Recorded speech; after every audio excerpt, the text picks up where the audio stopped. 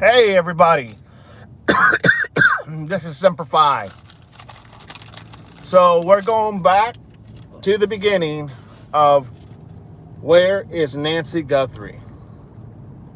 Where is Nancy Guthrie? Gonna have that conversation. Hey, we got somebody online already. Good deal. Waiting for a few more. If you can, tell me where you're from so we can have that conversation. I'm from Northwest Ohio. This is Semper Fi. And we're going to have that conversation as to where is Nancy Guthrie, part 4. Let's have that conversation.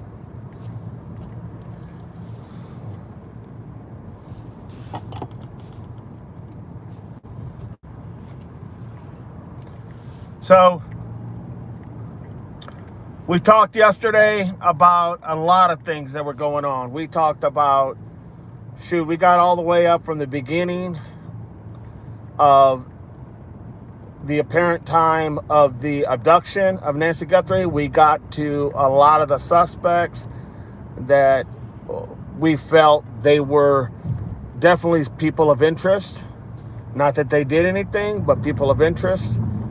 And we also literally covered a lot of detail as to just things that just didn't make any sense. It just didn't make any sense. So that is why we went ahead and started back to the beginning, because there was a lot of things that were missed. A lot of things people just didn't get. They didn't, it could have been that they didn't get, it could have been that, in my opinion, there could have been a lot of things done differently that could have helped. Not necessarily say that it would have resolved, but it could have been a little bit better for Nancy Guthrie. And, you know, mistakes always happen, but some things I saw definitely should not happen. Because it's too simple. And what I mean by that it's too simple, it's too easy. Because it's like 101. When you're doing investigations, as myself, a law enforcement of about 20 years, done many reports, done many literally interrogations and interviews, looking for the littlest things that could make the difference. I felt like there was some things that I just couldn't understand why they didn't get the information that they needed. So with that, this is what's going on. So now we are at the point where we covered potential suspects. We covered the gentleman that was trying to get into the back of that one house, right? We covered that he was trying to get through the back fence. Cops came in, talked to him, he left. The cop left, and then all of a sudden, or the deputy left, and then all of a sudden, the owner comes out and says that individual never lived in this house, which, God, he looks a lot like the perp. He looks a lot like the perp that was outside of Nancy Guthrie's home. He looks a lot like the perp. And so with that, makes you wonder, like, what, did they get his name? I mean, there was a good picture that was literally enhanced. So they got a good picture of what he looks like. Okay. And they got a good picture of what he looks like. They can do facial recognition. They can find this individual. It's not like they don't know what he looks like. Okay. But the thing is, they should have asked that night, because he was in just the same exact area during the time of when Nancy Guthrie was abducted. So that's where we finished off.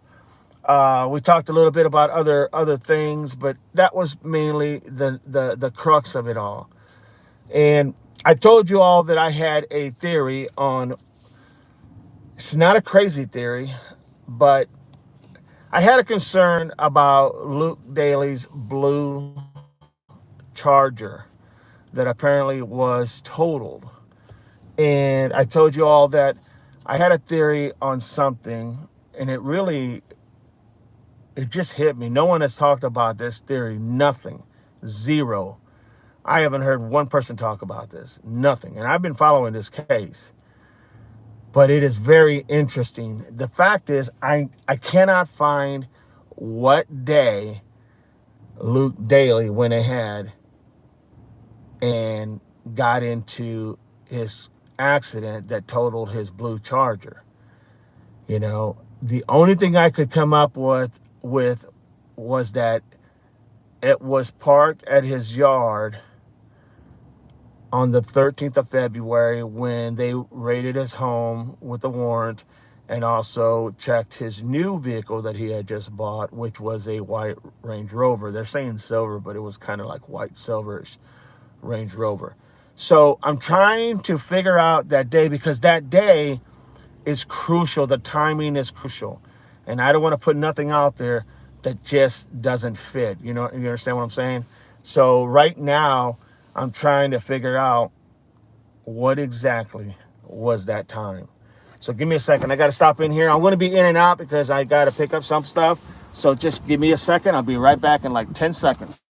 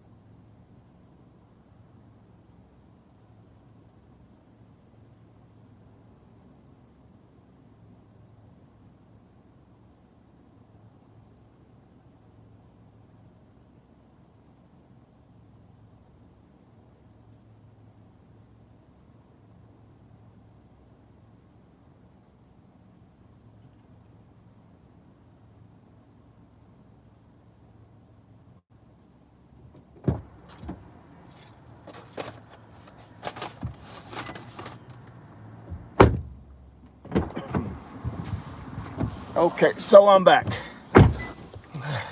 All right. So there is a theory that I have that I really don't want to get into until I find out that day. And then I had some people yesterday online that were going to try to get that information. I gave them my email address associated with my account so that they could send me an email and let me know what they find. Because it is that important. It is literally that important. And like I said, I don't want to go ahead and talk about something that I don't have that time frame.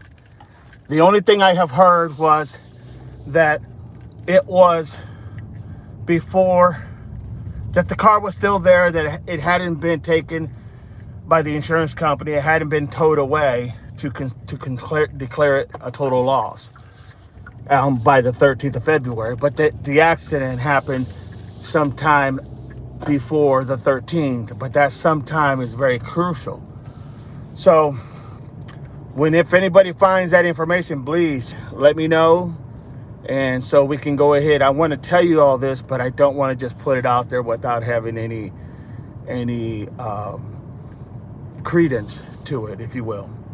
So the other thing we can move on to is the fact that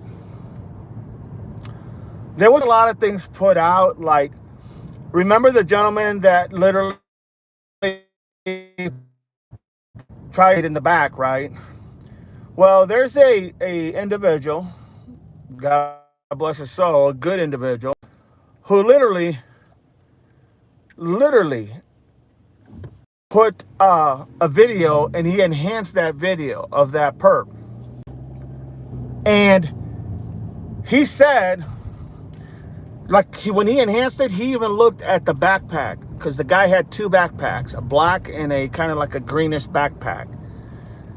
And you could see there was something red, almost like it looked like blood. Literally, it looked like blood. It's, you go back, the podcast I put this name is Doug. Doug going live. You can't miss it. Very well-known individual. But he did such a good job at enhancing these videos to show you the red that a lot of people have missed. And it looks like blood, in all honesty. And you ask, why is that important? Well, I mean, it's important because they found blood it was reported they found blood at Nancy Guthrie's home when she was abducted, right? Now, we just don't know, like, to what extent. We don't know to what degree because they never gave us that type of information. But they did say that they found blood, and it was hers.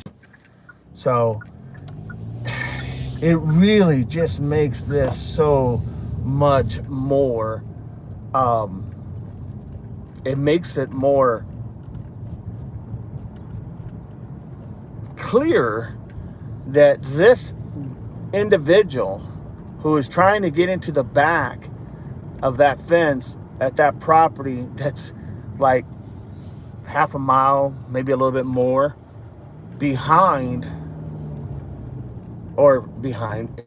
clear nearby Nancy Guthrie's home. I mean, it just kind of makes you wonder, is that a coincidence, right? Is that a coincidence?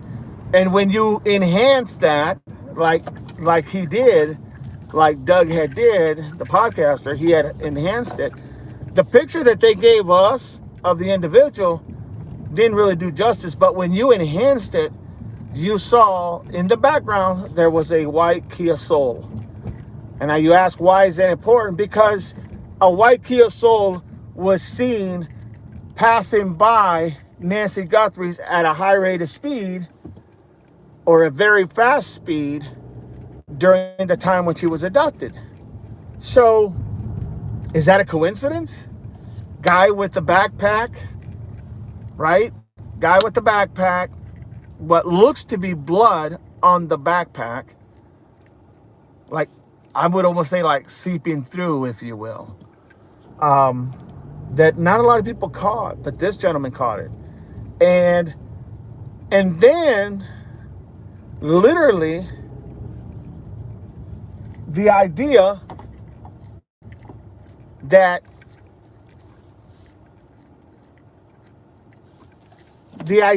literally that this individual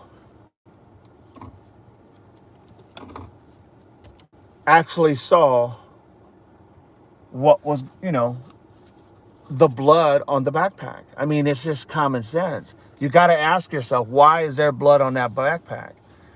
And the white Kia Soul is important because they show him leaving that area, like when he got done and he was walking away. It looked like he was going to get in that car, that small, looked like a Nissan type. But in reality, he walks right by and it seems like he's going to that white Kia Soul. Can't say he did, but it sure as hell looks like it. So the question then becomes, is that a coincidence? I mean, are all these things that are happening, are they coincidence? Give me 1 second. Keep that thought.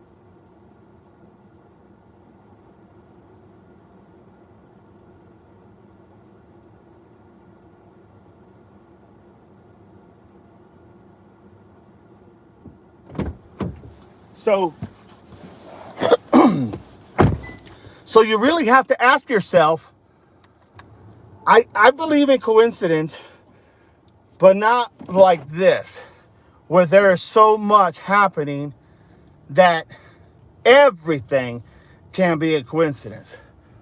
Remember, you had that blue car that was driving real fast, also in that area of Nancy Guthrie. Woman was hanging out the window screaming for help. I would really like to know, what time did the Pima County Sheriff's Office or whoever stopped them, because they did finally make contact with this person in this vehicle. And they said it was, a verbal domestic, but I believe it was verbal, knowing law enforcement. That's the only way they would have just let him go, the people go, is if it was verbal and there was no contact. Now, that timeline is very important as well. When did they stop that vehicle from the time the call was made to 911?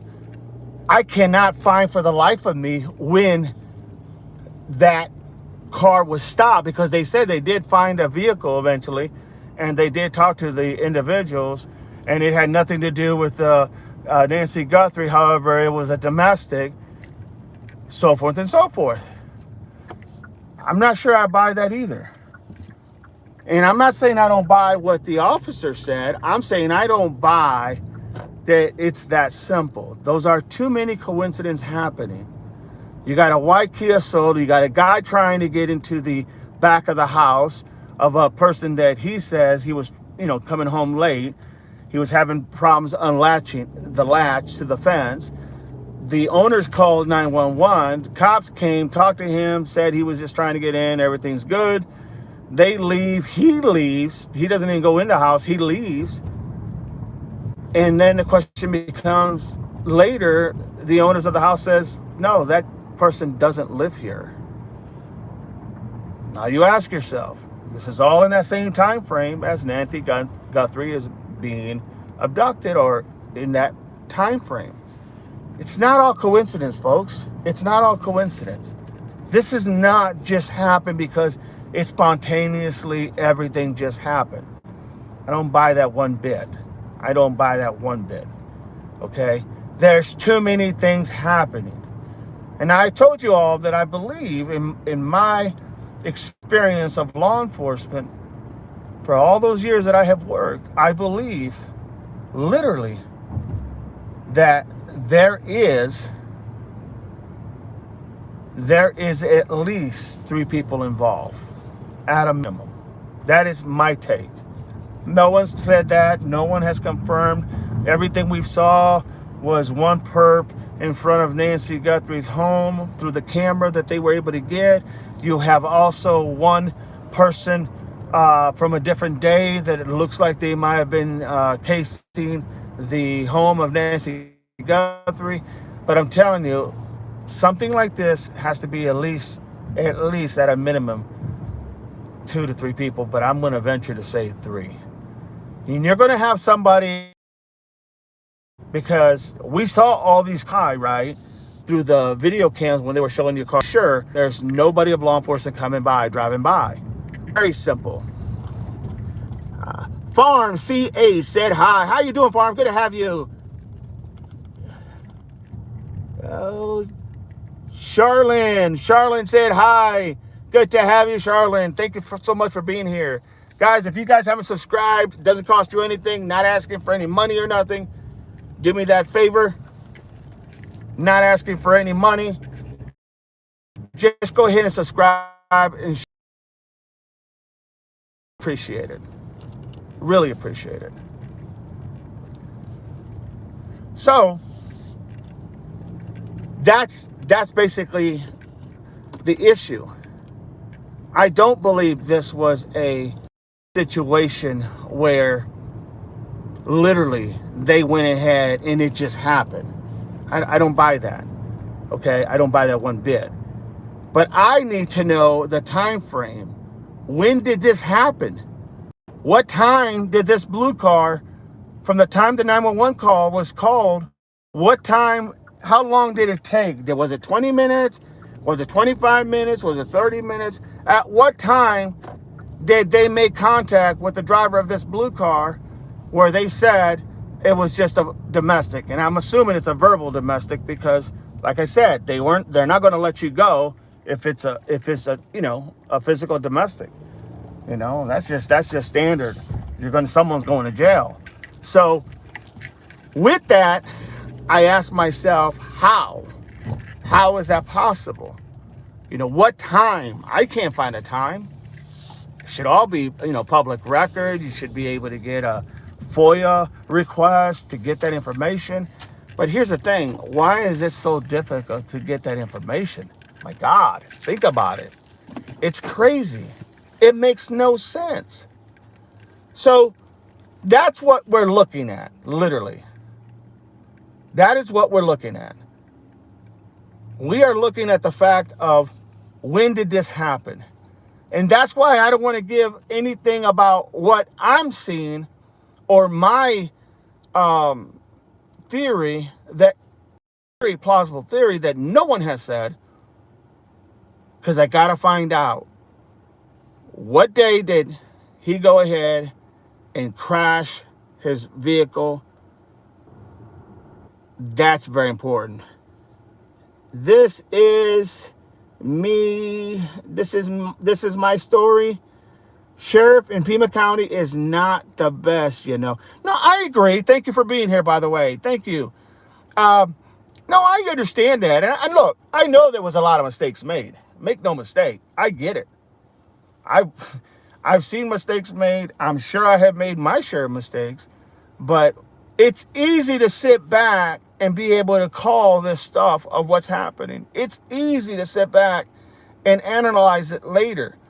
That's why you always record everything that's going on, so you can go back and look at things, and now your blood level's not high. Now you're not, because the adrenaline runs high for law enforcement.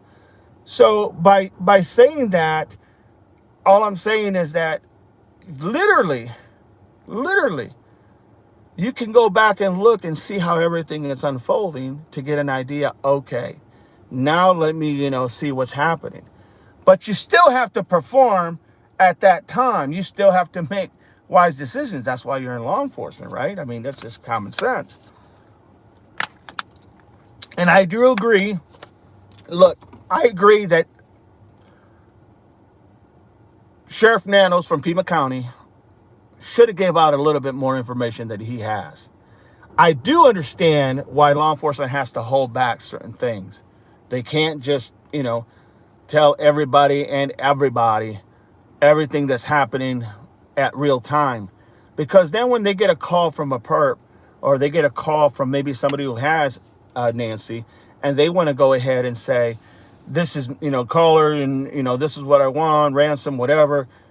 They're not going to know if they're dealing with the right person. Yes, you're going to ask for a proof of life. That's a gimme. You're going to have to get a proof of life in any type of ransom demand. There has to be a proof of life.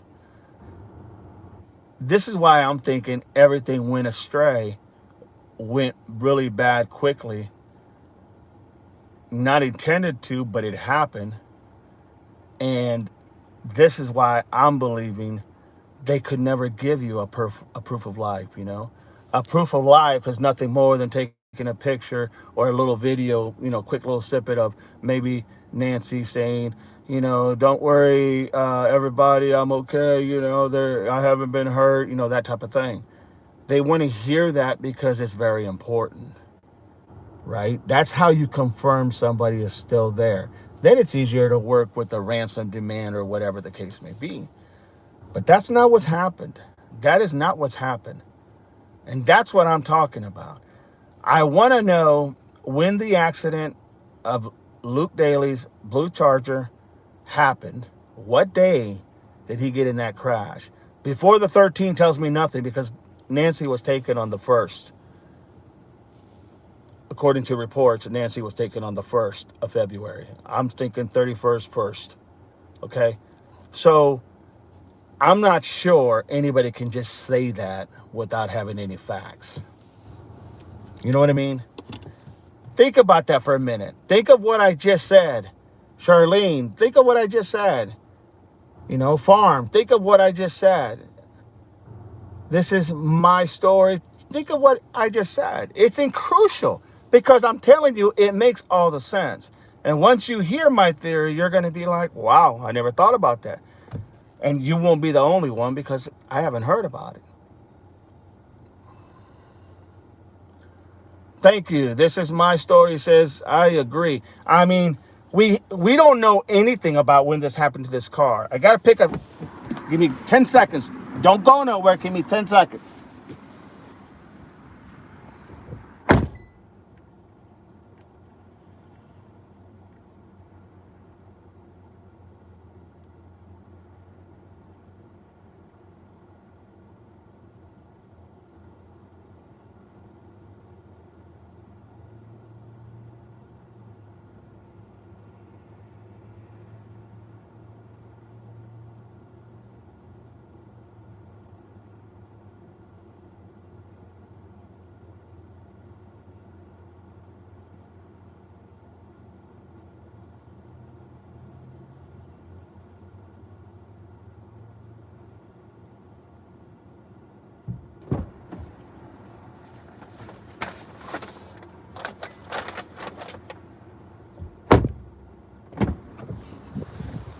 Okay, I'm back. So that is very crucial because I'm telling you, I can't stress it enough. And it just hit me one night. I was getting ready for bed. I was trying to figure out like why is this so complex? How could, anybody not see as far as on video cams, door cams? How come there's like nothing? Now, do I think behind the scenes that things are being worked? Yes, I do. I think things are being worked. It's just that when you are the family of somebody who has been abducted, hey, it can never go fast enough. It can never go fast enough. And that's just, that is what it is. It can never go fast enough when you are the person whose family member has been taken, okay? So that is the other thing. And we all have to know that. So given the fact that also all these things that were done, it seemed like everything kind of didn't really take off. I mean, look, we have, like, I want to say approximately 45 days later, because right now we're at 51 days, right, since she's been taken. But at about the 45, we started hearing stuff about, and I'm not talking about the first announcement from that Cajun Navy or whatever about coming in and doing all this search parties with all these groups of people that they do. I'm not talking about that time, the first time. I'm talking about it was reported like somewhere in the 45th or 44th day that they came out and said that they were going to get out their drones. They were going to get out all their infrareds. They were going to go and start scanning everything. My God, that's 45 days later. What the hell is that going to do? I mean, infrareds are great. In nighttime, they're great because you can see the heat of a person's body. It detects the heat. And you can tell shapes of where a person may be out in the desert. But 45 days later, man, really? If you think that she's been taken, what the hell is that going to do? And I get it. People want to help. I get it. Not a big, I don't have a problem with that. It's just that why wasn't this done sooner? That's what bothers me.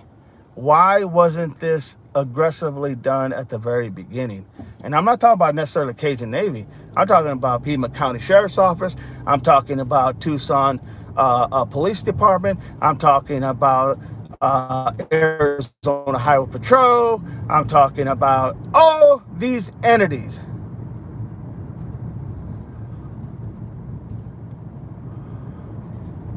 Okay, no problem. Thank you so much. I appreciate you. And make sure you guys just subscribe for free. Doesn't cost you anything. And do me that favor. That's all the support I ask. This is all about trying to find Nancy Guthrie, trying to put details together. But if you could do that for me, I would really appreciate that. But thank you so much for letting me know that. Appreciate that. This is my story. So that's where we're at. That is where we're at.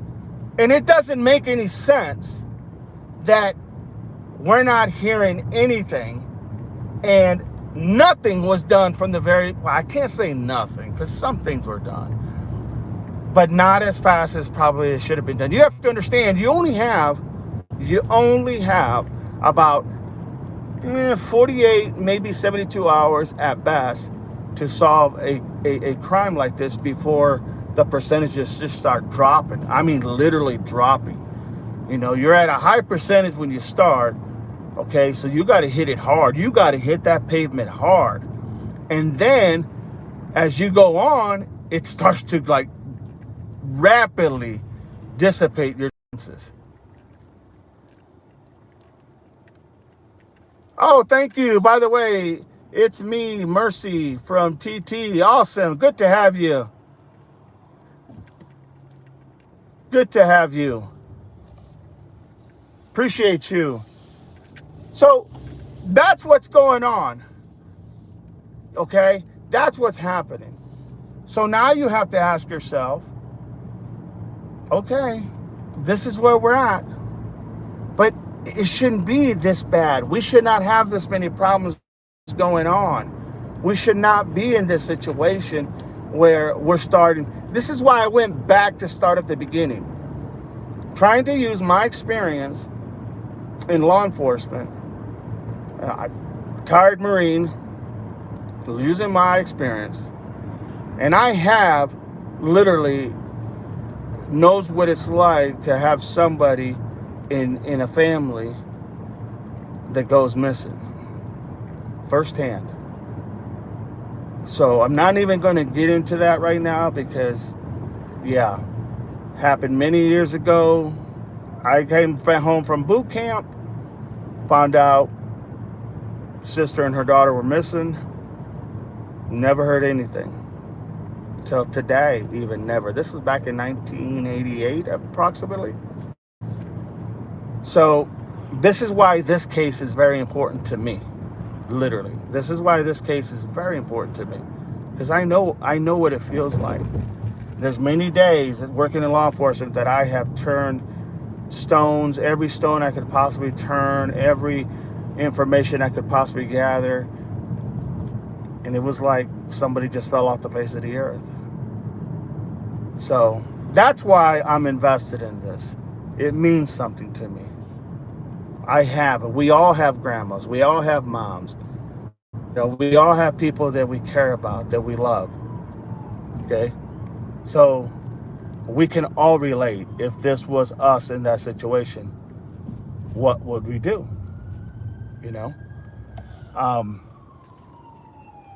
So that's that. But yes, that's so. Now you go on, and there's been talk about, like, there's been certain people who have literally been able to affiliate a lot of these people. It seems like they're, in some cases, some of them are they're so acquainted with each other in some way, like the lady. It's been reported that the lady and the guy who did the photo shoot with her ass hanging out of her shorts, and all leather and that gothic look, when they went over there at Nancy's and they was doing that photo shoot, that she goes by the name of Kiki, and she was friends with Kayla Day. And you say, well, who's Kayla Day? Kayla Day is the one that got arrested with Luke Daly, as reported, at the Walmart parking lot, apparently dealing drugs. So you see how I'm saying? Everything seems like there's all these people that are connected in one shape or form, I mean, they even have, Tomasco playing at a place that basically knew other people, talking about a disc jockey named Mojito, who's a disc jockey who also did something at a satanic cult event. I mean, my God, you spin your heads all over the place. And you can't deny anything at this point because we don't have enough. Okay, so you can't just like say, oh, that's not true. Oh, that's crazy. Really? What's crazy is we haven't got any bit of any idea where Nancy Guthrie is. That's crazy. With today's technology, that makes no sense. It's just common sense, everybody. It makes no sense that there is nothing, you know? Tomasco takes Nancy Guthrie home after they had dinner, they played games. This was on the 31st, okay? 31st of December. They had an Uber. Nancy took an Uber to her daughter's house, which was Annie Guthrie. And so we have that, okay? We have that.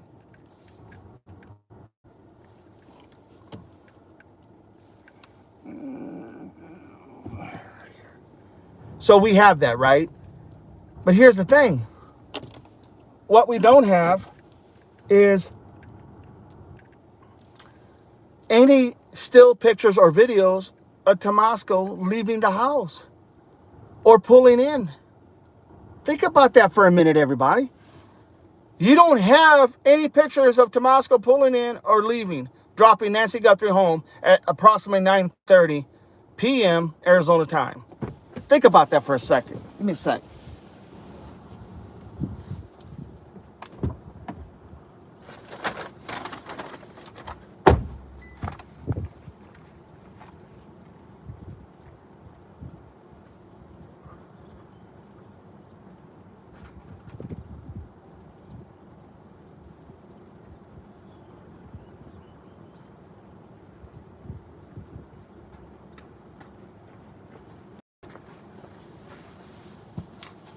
So you have no information, okay? There's no pictures. And I'm not saying that Tomasco Siccione, the husband of Annie Guthrie, that he had anything to do with this, okay? I'm not saying that. What I am saying is there's no pictures or still pictures or videos of him pulling in, even headlights, right? Headlights at nighttime. No pictures of him pulling in and then leaving. Now, you know you got to hit your brakes when you stop, right? What do you see on your brakes at the middle of the night? See your tail lights, brake lights. Nothing. And yet, it's like nobody is saying anything about it. Like that's expected. No, that's not expected. That's literally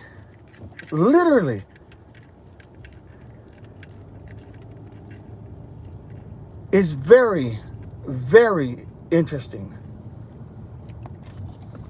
Because you see cars that are driving back and forth.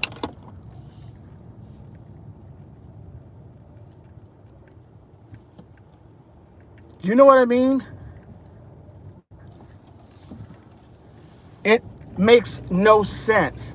They show you cars that these video cams of these homes have gotten, right? They show you all this kind of things that, you know, they show you the perp in front of Nancy's home, right? But how is it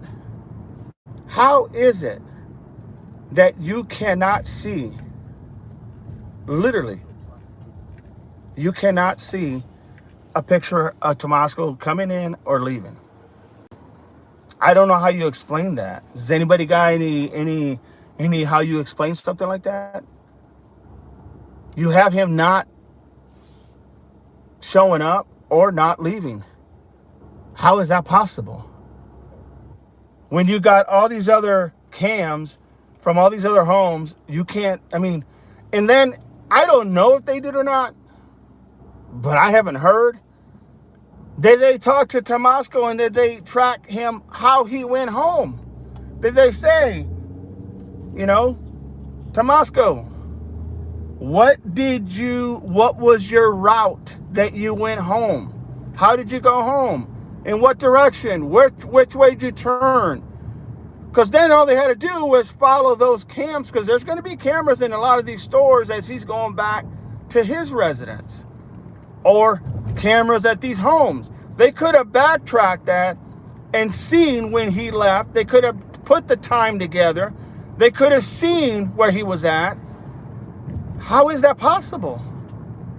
I mean, think about it, everybody. How is that possible?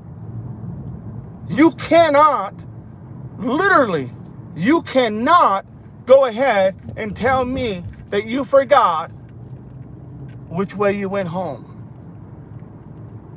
Maybe they did.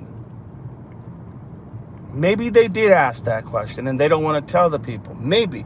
Maybe they have suspects in their minds that they're not telling, which I think they have an idea who they're looking at. No doubt. I think they have an idea, because if I can sit back here and try to piece these puzzles together, these pieces of the puzzle, I almost guarantee you they know. They got an idea. They're probably trying to just bring all the pieces together, because trying to go ahead and charge somebody without a body, man, that's hard. It can be done. Don't misunderstand me. It can be done, but it is very difficult. So now you're asking the question, okay, did you ask? Now, they're not going to tell you if they did or not, right? That's part of the investigation. But it just makes you wonder, like, did they? Did they ask him which direction he went? Did they go look at all these cameras? Did they go and follow the path that he went home? I don't know. We don't know that. And these are important times. I mean, just as important as when, Luke Daly crashed his vehicle or totaled his vehicle, when that happened, it's crucial. Just like, when did he exactly buy his Range Rover? Well, they said he bought it. I looked it up and they said he bought it sometime after Nancy was abducted.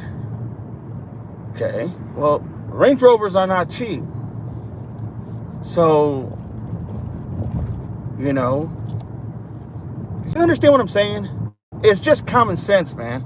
And when you look at this stuff, you ask yourself, God, I know, I'd say to myself, I know, I've been around, I've done the investigations, I've done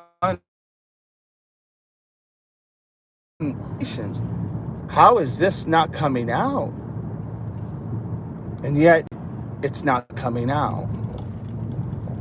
So, just recapping a little bit, there is a video 1, video 2, part 1, 2, and 3 that's out there. If you guys haven't seen it, you really need to see it, because it makes a lot of sense. And I'm just trying to give you an idea of what's happening. Okay? Watch the videos, and I'm trying to break down from the beginning what happened. Okay? So watch it so you guys can get an idea. As far as where we're at, so we covered that basis. We covered the gentleman trying to get into the back of the fence of a house that wasn't his.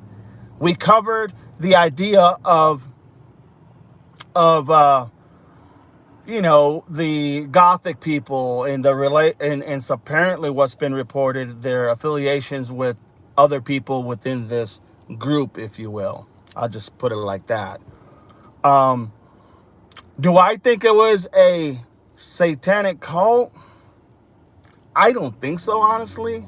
I really don't. I don't think that that's what it is, to be frank and honest. I think this is something literally that was all about money. It was a kidnapping for ransom that went wrong. That's what I'm saying. I mean, you got to have burglar in there, right? Because somebody had to break into the house, or somebody had to be let into the house. Either or, right? But I think it was all about it was a one-off. And that's why we're having a hard time figuring out who, what, when, and where, because it was a one-off. Tori's in the house. Good morning, Tori. Tori says, I agree. Thank you so much, Tori. Appreciate you being here. I mean, it's I think it's a one-off. And I don't think, now, bear with me here, I don't think that it was something where spontaneous somebody was just walking by and said, let's go rob that house. I don't buy that. No, I don't buy that at all. Okay? You have to understand, when you're out there in the middle of the night, you can't see the houses from the road. It is all dark. Thank you, Tori. Appreciate you. Appreciate you. Thank you. Don't forget, like and subscribe. Don't need anything other than that for support from you guys. That's all I want. So we can have, because this won't be the only thing that I will be covering. But right now, it's something that cannot be forgotten.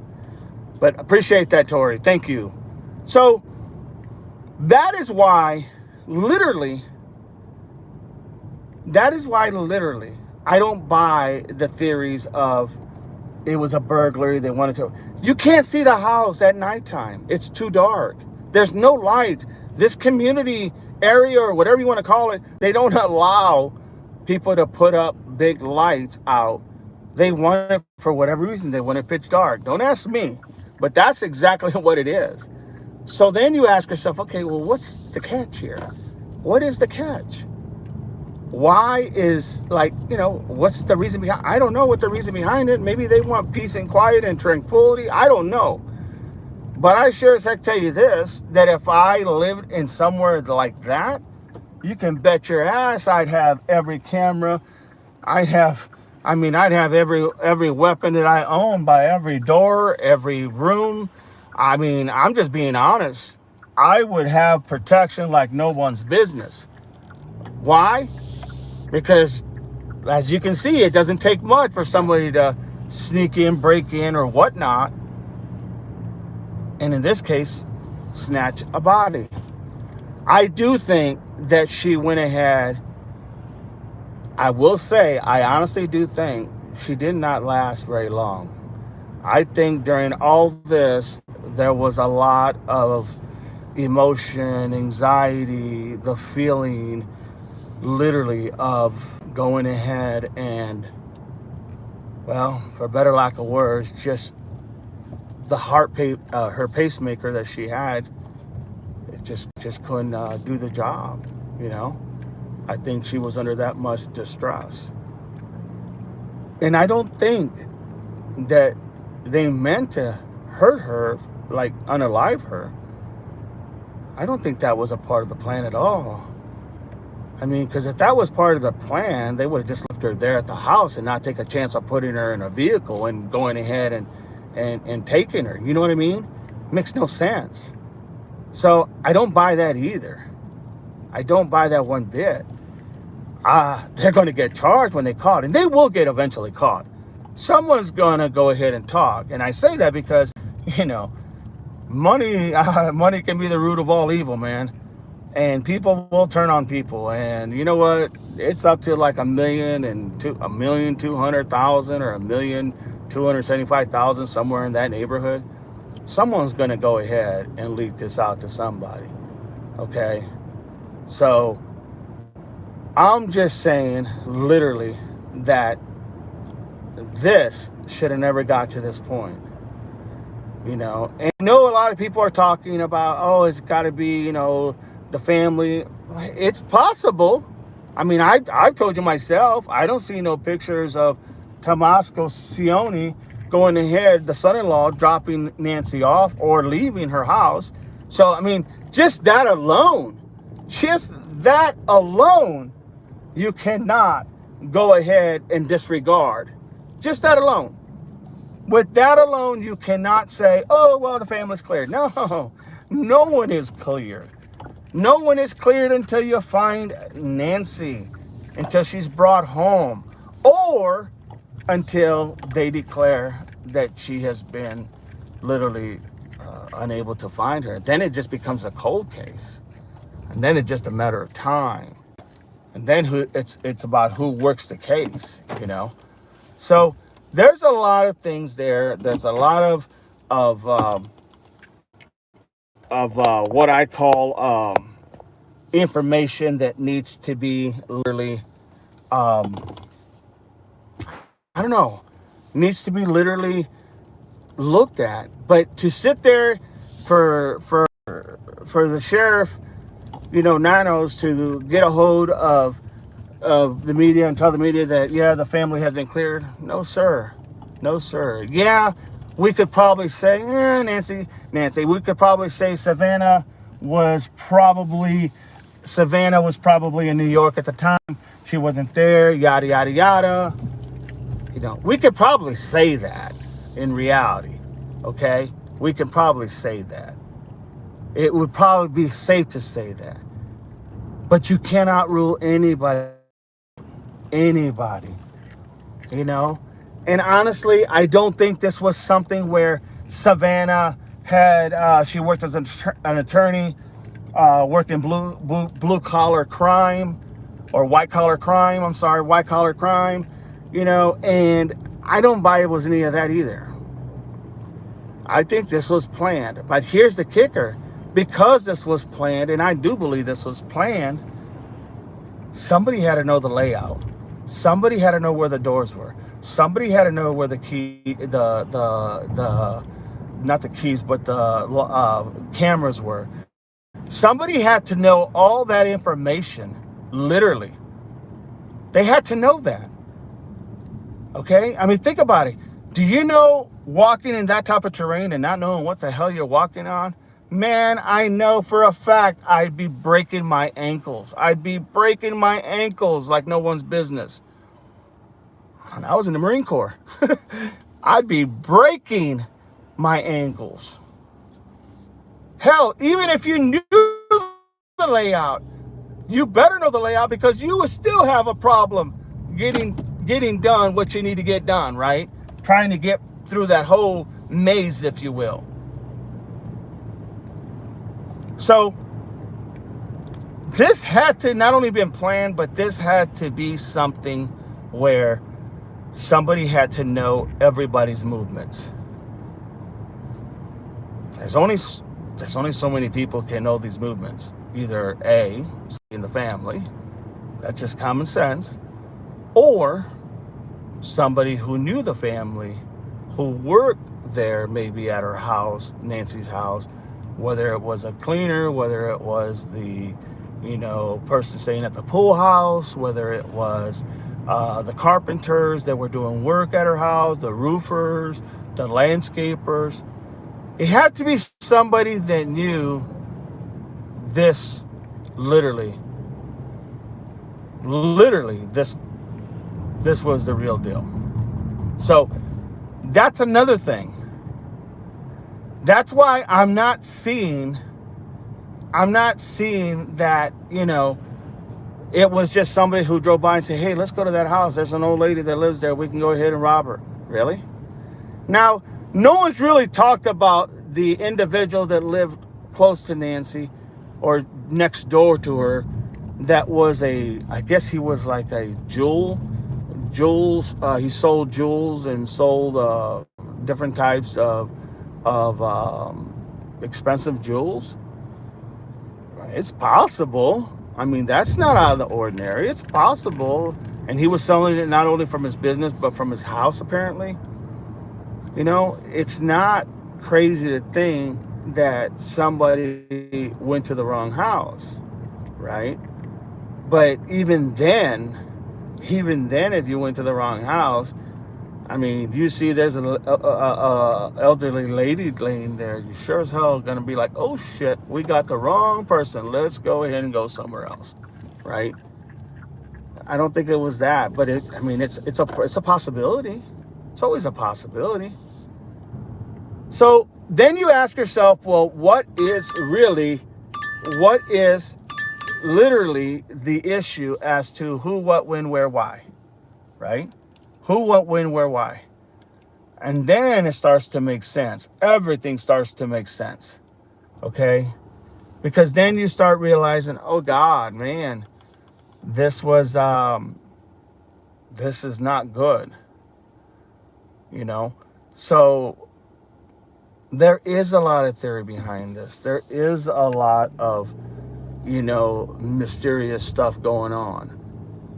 I mean, I just read the other day that as of February 2026, there has been 246 people or 242 people. I think it's 246 people gone missing already in Tucson, Arizona alone since February of 2026.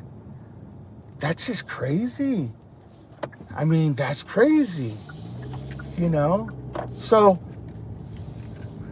I think there's a lot more to this, but the key is look, when you have literally come to a point that you feel like, man, this is, you know, that old theory, if it walks like a duck, quacks like a duck, talks like a duck, it's probably a duck.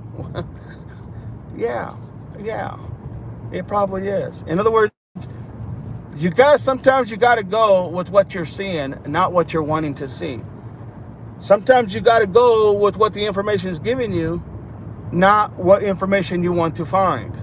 Sometimes you have to look at it for what it is, not for what you want it to be. Okay?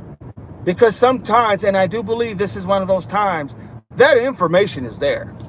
That information is right there in front of us. I really believe that. It is right there in front of us. I'm not saying Nancy is right there in front of us. I think Nancy's probably within a 5-mile radius. Literally, no doubt in my mind. But I think the answers are all right there. Literally. So, I'm a firm believer. This is not, and I don't feel like these are people that were like really, how would I say, like these were some stellar type of people. You know, I don't buy that. I just don't buy that. Give me 1 second. Give me 1 second.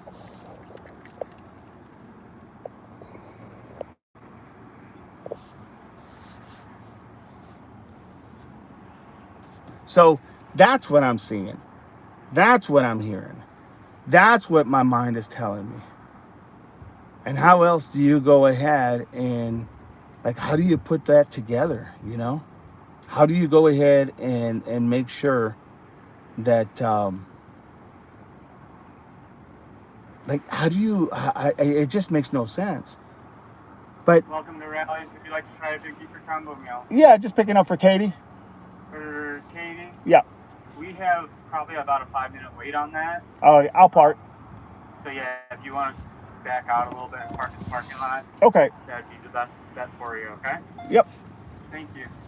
So that is what I'm saying, is that I honestly believe that that is what happened. That is exactly what happened, in my opinion. And I'm not sure that, literally, I'm not sure that everybody's looking at things objectively and fairly. You know what I mean? I'm not sure that that's happening. It just doesn't make any sense to me. But that's where we're at. That's where we're at. We are at the point now where everything has to be looked at. Everything has to be literally, you know, they have to be, you have to take everything with a grain of salt, and you have to take everything serious, because we don't know exactly where everything's at.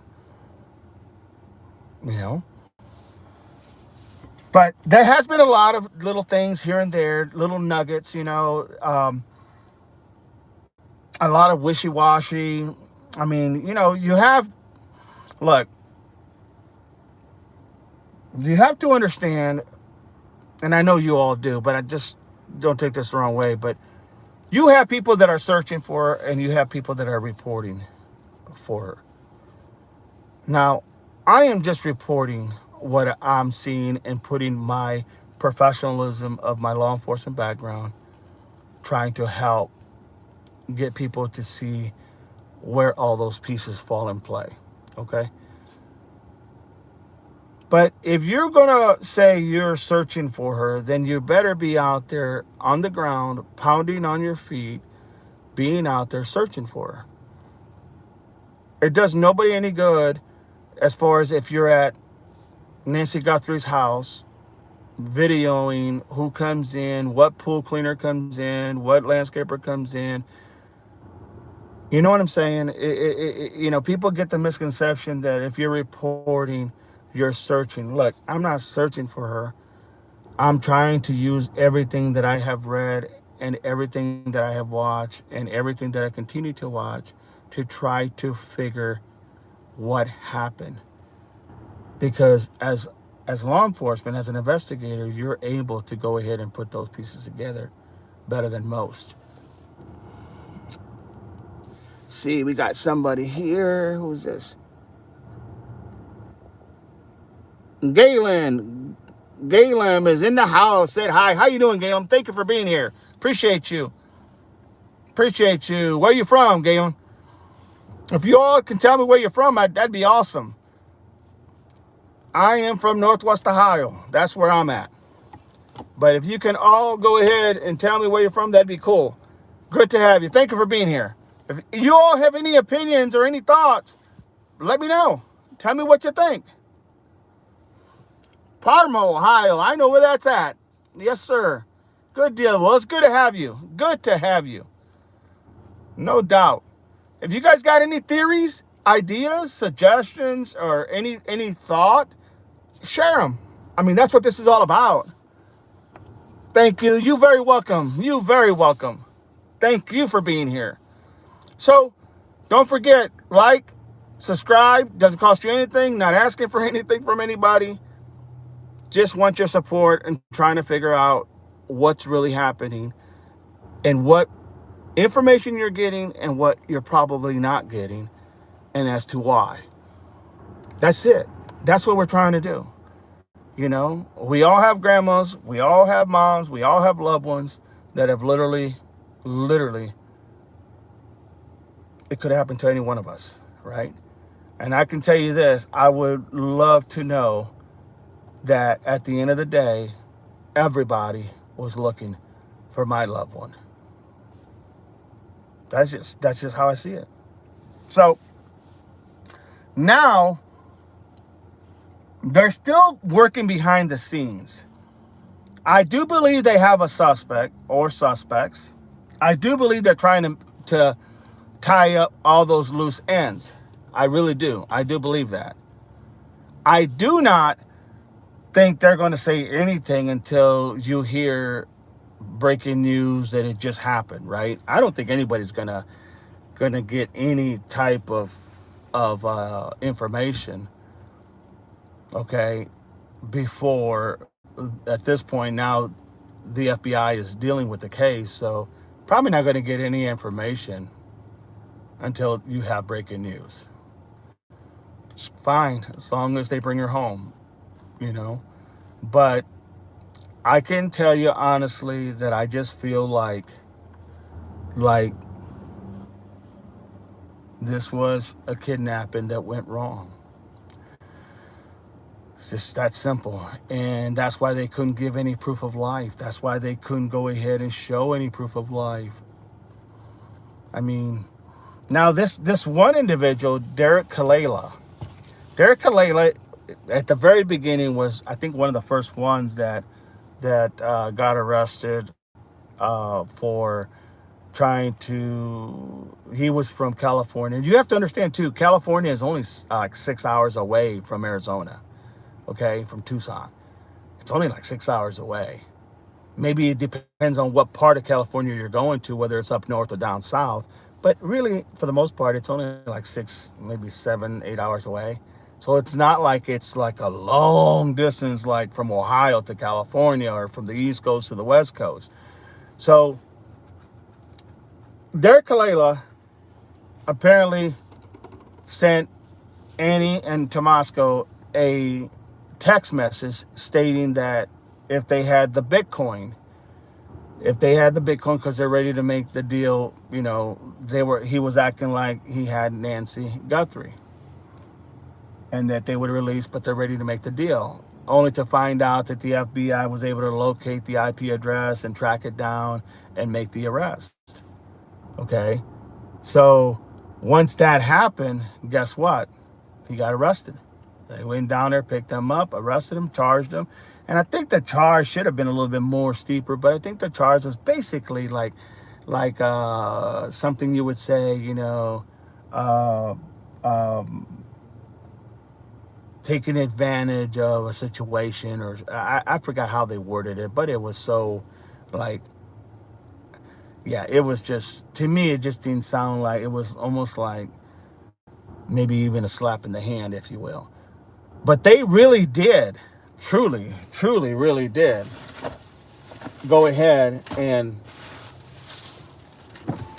1 second here. There you go. Thank you, buddy. Thank you. You're welcome. Have a good one. You too, my friend. So that's really what I'm thinking is they went ahead and literally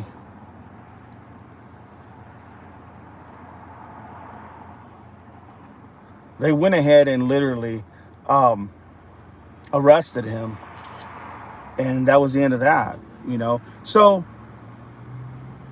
it's going to come out eventually.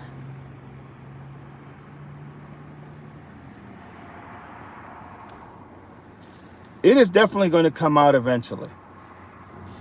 Okay? Make no mistake. This is going to happen. It's going to come out.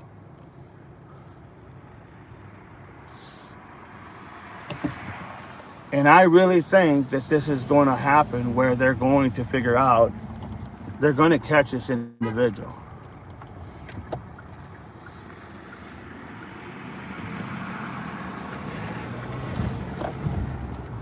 They're going to catch this individual.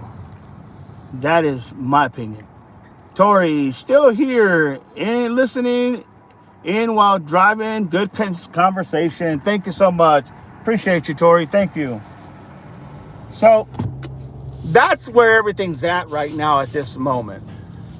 Okay, that's where everything's at. And like I said, I do think it's going to come down eventually that they're going to figure out who did this. But we have to look at all the facts.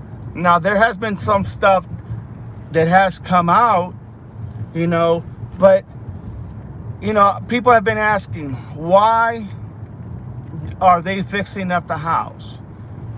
Could it be that, they have Nancy already and they're trying to make sure it's all secured?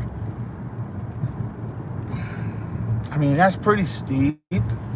I would say probably not. And the reason I would say probably not, that's not the reason they're fixing up the house. I honestly believe that the reason they're not fixing up the house, that they're fixing up the house, it's not because Nancy is somewhere protected. I really think that maybe they just know that it just doesn't look good.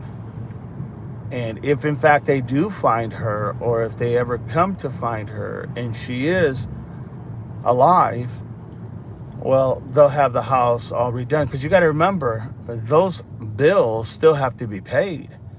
Those house bills still have to be paid.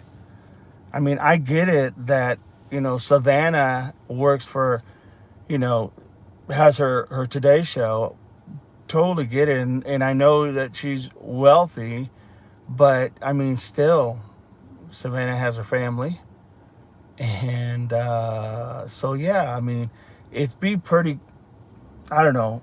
I think, honestly, the reason they're working on the house is because two things are going to happen. Either somebody in the family is going to move in, like Nancy and Tommaso are going to end up moving into the house, and they want that thing secured to the max. That's why you see electrical people going in. That's why you see wiring people going in. That's why you see people from all these different surveillance cameras and everything, putting them up and up the trees and behind the house and on the roof. I think someone's going to move in, and it's probably going to be Savannah. It's probably going to be Annie and Tomasco. And I think they're going to move in, and I think they're going to sell their house that they just bought, probably take a profit on it, take a nice little profit on it, move into that home. Because here's the thing, if that home doesn't get, I don't think this family's going to let that home go anywhere eventually, unless they decide they want to sell it. But I don't think that that's really the case, because that home has been in their family for a long time. So it wouldn't make any sense, right? It just wouldn't make any sense for them to do that, other than because of what happened there. I mean, that in itself would feel horribly, I'm not sure I could live there, to be honest, even knowing what has happened. However, I think that's why they're fixing everything up. I think that's why you see the people, gardeners and whatnot, coming in. I think that's why you see all the people that are fixing everything around that house. I think Annie and Tomasco will move in, and that'll be the end of that. And then, if Nancy's found, then they'll bring her back. Then, they'll live there with Nancy, and if she's alive. And if she's not, well, they'll move on. And that's just the way, there's only so much you can do. But you can't let the house fall apart, because at the end of the day, you still got to make those house payments. And you still got to make, your tax payments, and taxes, from what I hear, my God, it's like $10,000 for their taxes on their homes. It's pretty expensive. So, yeah, let's see what we got here. Sorry, I'm squinting this because this is my story, says, from Oceanside, California, 2 miles from Pendleton. Semper Fi. I have to always do that. Semper Fi. That's where I was stationed at, was Camp Pendleton. And know Oceanside very, very well. It was right outside the base on Pendleton. And that is awesome to hear. And so, yeah, I spent my time there, and then, was in tanks, and yeah, it was a great time. So, yeah, that's the whole point of everything, is that that's probably what's happening. I just don't think that they're going to sell their home, that home, Nancy's home. I think they're just going to move in, and they're going to sell their own home, maybe get out from some debt or whatnot, like I said. Then if Nancy is found and brought back, well, then they'll live with mom. And if she's not, well, then they'll move on. Either which way, I believe someone in the family is going to move in that house. So that's why you're seeing so many people come in there. You're seeing so many. It's kind of comical in the sense that when people show up there, and you have, and I think these podcasters, they do a great job. I think, sometimes it's an overkill, not meaning the way it's, maybe a bad choice of words, but sometimes it's too much, that they're out there 24/7 or out there all the time, and running a story that's been run for God knows how, 50 days, 51 days, whatever. But here's the thing. If they're going to look for Nancy, they need to look for Nancy. I don't think that watching people pull in and then, getting all excited and getting all giddy and, oh, look, we got another car, it's just, I don't know. I don't care for that, in all honesty. Appreciate what they do. Now, there is a gentleman by the name of Jim, and that guy is the guy that drives his truck, and he comes from California, and he really, truly gets on his dirt bike. He's an older gentleman too, and he'll go out there, in the desert, and he'll start going out there, mapping areas and seeing if he sees any anomalies, unnormal, anything that looks not good. And he goes ahead and he does that, and that's what he does. So, kudos to him. That's some really dedication, you know. But yeah, he's got his own podcast. Good guy. Seems like a really nice guy. And of course, I'm sure you know everybody. You have other people that are in hot water right now for, you know, podcasters that are like big podcasters, not like small ones, big ones. You know, that have been, you know, things have come out about domestic violences and whatnot. But that's a whole nother story. The fact of the matter is this, everybody. I want to stay focused with Nancy. I want to stay focused on what we're missing. Now, I'm going to tell you. I want to tell you so bad my theory. And the problem is I hate to put a theory out there and not know the timeline of when that car was in a crash, when he bought his, you know, Luke Daly bought his white Range Rover, and how long did it take the cops to speak to somebody in that blue vehicle about the lady that was screaming for help. And it's like I want to say this, tell you all, and yet I don't want to paint a picture that's not there. But look, I already told you, I believe there's 3 people involved in this, okay? I honestly do. And I'm not sure that one of those people is not a woman. So I'm thinking you probably have, my guess, it's only a guess, no one said anything to me, it's just a guess, but I would guess that one of those 3 people that I'm assuming were there was a woman, one of them. And it is very probable, now, golly, this is crazy. So, at the time when Nancy was taken, okay, I want your response when I tell you this. At the time when Nancy was abducted, okay, at the time when she was abducted, there was a blue vehicle hauling butt through there, right? And there was a woman hanging out there screaming for help.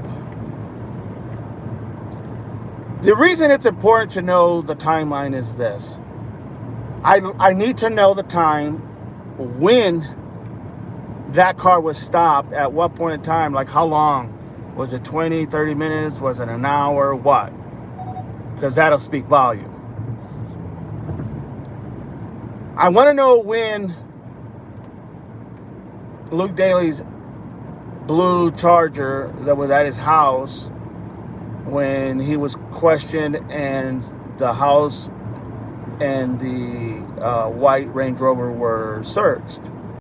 And because you got to remember, when the cops came up, it was reported that Luke Daly first said to the cops, when they pulled him over and they came to his window, he said, "Is this about Nancy Guthrie?" No one does that. No one says, "Hey, is this about Nancy Guthrie?" Or "This must be about Nancy Guthrie." Right? It just sounds very unnormal when the cops haven't even said to you why they stopped you. Okay? Then they tell him they're going to search his vehicle, that they have a warrant.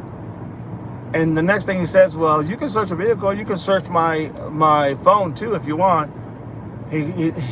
Now he says, it's been reported that he says, "Hey, my phone was not anywhere Saturday. I didn't have my phone Saturday. It was at my house. I left it at my house." Why would you even say that? They didn't ask you about your phone. I'm sure they'll get to it, but they didn't ask you about your phone. You follow where I'm going with this? So now you're now saying, "Hey, you know, check my car, yeah, you know, and is this about Nancy Guthrie? And if you want to check my phone, you're more than welcome. I didn't have it with me Saturday." What's the issue? You understand what I'm saying? It just don't make no sense. And now he confirmed a lot of this when he had an interview with Brianna Whitney, Brianna Whitney I think she's from Tucson. She's a crime reporter. And she was asking him some questions, and he had shaved his whole face, his beard, his mustache, goatee, all that. He cleaned himself up, probably even cut his hair for that matter. Wore long sleeves, long sleeves, and made sure that they were tight around his wrist so you couldn't see anything. Okay, we're talking about Arizona too. And almost like he didn't want to show any tattoos. He didn't want to show any type of ink, you know. Just makes you wonder, right? Hell, it makes me wonder. And then on top of that, now you have him literally confirming when Brianna Whitney is asking him questions about, you stated, this to the cops as they come up there. Why would you say that? And he was like, well, my mom follows it on the news, and I just thought maybe that's what it was about, and blah, blah, blah, blah, blah. He confirmed the things that I just said to you. Okay? It's not my words, that's his words. And it was stuff that was reported before it was his words. So the theory behind it is, okay, what is going on here? Why are you so like, what word do I want to use?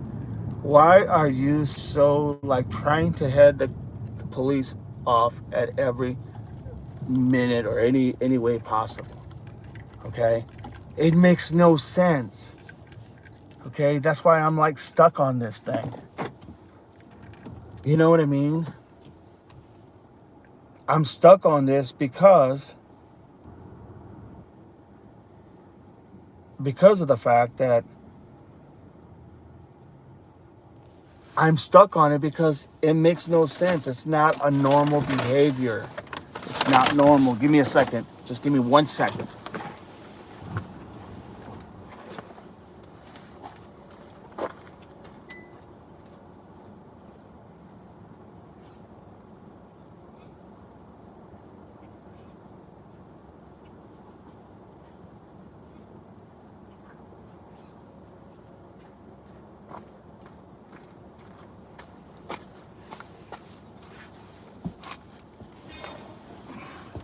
You're welcome. It's not normal behavior for someone to do that, to someone to say that. So that's why I need to know when was he stopped by when was the blue car stopped, because he had that blue Charger. I want to know. Now here's my theory.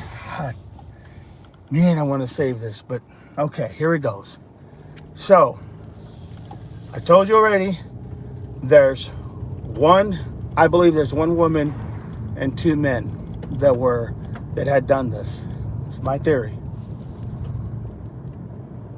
Now, depending how long it took for that blue car, for law enforcement to make contact with that blue car, is crucial. Okay? It's crucial. But let's say that it was, let's say that it was 30, 45 minutes before they were made contact. That's why it's crucial to know the time from the 911 call to the time of the actual stop, okay? But let's say that lady that was screaming, let's just say that was Nancy Guthrie. So let's just say that. Don't know anything if it was or not. I'm giving you a theory. Because it went right by the house. It was during the same exact time she was abducted. So let's say that was Nancy Guthrie. And let's say, for all sake of purposes, that when she started yelling for help, somebody in the car said, shut her up, get her back down and shut her up. And maybe someone struck her to like get her to stop, and they struck her.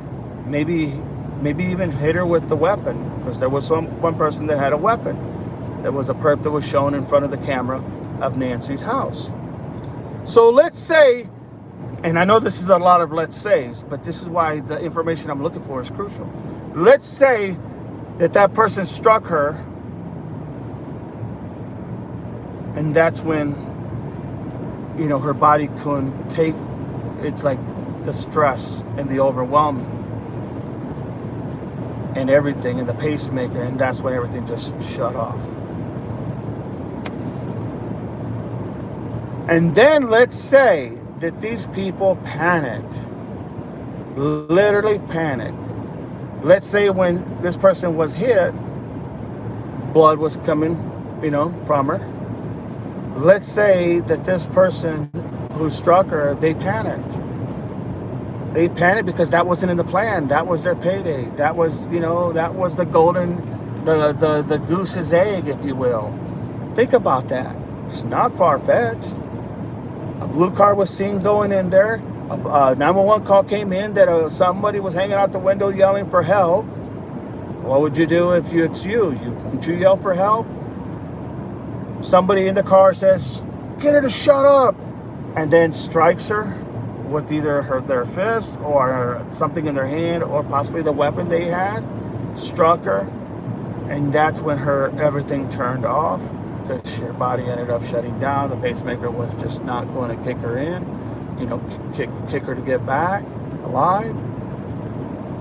And now they're going, oh shit, and then somebody probably said, my God, she's not breathing, she's not breathing, she's not breathing. What do you mean she's not breathing? Are you sure she's not breathing? And they started, oh my God, what the, and you know, people, they're panicking, right? Because this is not like, you know, this is not a sophisticated group as far as I'm concerned, and what I'm seeing. And they're over there panicking, and then they're like, we gotta get her out. Let's say they hurry up and get to a spot, no cars are around, they pull in, turn the lights off, find a spot, dig a hole, shallow, put her in there, cover her up. They leave. They know where the body's at. They leave. It's just a shallow, just to get it out of sight, out of mind. They leave, and at that point, once they leave, later, about, you know, 25, 30 minutes, that probably takes about a good quick 10 minutes. You know, grab her, take her out, find a spot, 5 minutes, grab her, take her out, another 10 minutes, 15 minutes gone by, they get in their vehicle and they leave. 15, 20 minutes at tops. Let's say that all of a sudden a law enforcement officer makes contact with them. Okay? Makes contact with this vehicle. And there's a woman in the back seat, who I think there was a woman and two men at the scene. And let's say the cop goes, hey, we got a report of somebody screaming for help, you know, this, that, and the other. Hey, we got a report that someone went ahead and was screaming for help. They identified a dark vehicle, possibly blue in color. Could you, is everything, what's going on here? Oh, officer, you know, we just had a verbal argument. Just a verbal argument. No one hit any, we didn't hit each other, and no one got hit. It's just, you know, we were just kind of stressed about this, that, or the other bills or whatever. And, you know, just, you know, just had that one thing. Whatever they might have said. Whatever they said. It was just an argument. Everything's fine. We're fine. He looks at the woman, doesn't see any marks on her. Looks at the guy, doesn't see any marks on her. Maybe looks at the other perp that's in there, doesn't see anything on her. Okay, well, you guys be safe. Okay? No one's hit nobody and no one's going to jail. Just be safe. And they leave. Think about that. That's not a far-fetched from happening. I could see that happening probably more than any other theory that has been brought up. Literally. Cops calls it in. Hey, this is so-and-so. Badge number da-da-da-da-da. Hey, be advised, made contact with a blue vehicle. Yeah, it was just a verbal argument. No one hit each other. They were just arguing. So I'm going to be clear of this call. That's it. They go on. Then maybe, because they say it takes a while for the Pima County Sheriff's Office to get out to that area. Let's say that a little bit later, they come back, early in the morning. So they come back maybe 4 or 5 in the morning,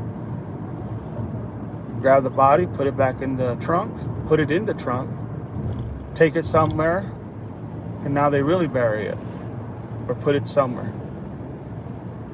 Is it possible? Very. Is it logical? Absolutely. Is this something that could have happened? You damn right. See, time is so crucial here. And that's why I don't understand why we can't find the time when they were stopped by the law enforcement, when they were made contact by law enforcement. We can't find out when a vehicle was supposedly literally towed by a tow truck from the insurance company because it was totaled, but yet there's no report of a car being totaled. Just as the neighbor said, oh, the car is totaled, an insurance company came in and picked it up. Does that make any sense? A car is then bought after she is taken. You follow where I'm going with this, right? It's not that hard. I mean, I really look at that and go, my God. And it just hit me. I was laying in bed and I was thinking, I wonder what the heck. And then it was just like, I don't know, just call it, an intuition, a gut feeling. I said, wow. Oh my God, what if this happened? What if this was a woman and 2 people, 3 people altogether, or maybe just a woman and a guy, the lookout and the woman, the lookout being the woman and the guy being the one that was there, either or. And then they say, yeah, everything's good, no, nothing here.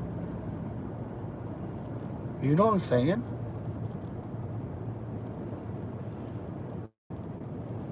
No doubt. This is my story. No doubt. I totally agree. There's a paper trail. There is always a paper trail. But why is it like pulling teeth? I have tried everywhere to find out. Everywhere. Matter of fact, even with Pima County Sheriff's Office, they will only say, yeah, that vehicle was they stopped that vehicle and they talked to them. They had nothing to do with this. Well, how can you say that? How can you say they had nothing to do with this? I get it. They're law enforcement, but how can you say there's nothing to do with this? Did you check all those facts? I also asked the question, okay, well, when did the car get in the crash? Oh, there's no, that car, that blue car. And I read, even Luke Daly said about the car when he was talking to Brianna Whitney, that interview they did. Even he said, when they were talking about the cars, he said, oh yeah, I have a blue car that got totaled, but it had nothing to do with the case. This happened, but it had nothing to do with the case. Go look at that interview with Brianna Whitney. It's on YouTube. I watched it. He says that. Yeah, that blue car of mine, it got totaled. Yeah, insurance company came and got it. It had nothing to do with I never said it did have anything to do with it. You follow me? All the things, I just can't get that out of my head. The things that were said, the things without the way they were said, makes no freaking sense to me.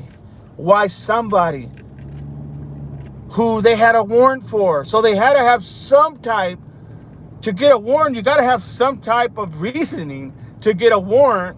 What was the reasoning? What was the justification to issue a warrant? Think about that for a minute, everybody. Click like if you can and subscribe for free. Not asking for anything. Just want your all's attention and want you guys to participate. That's all. Appreciate you. Appreciate every one of you.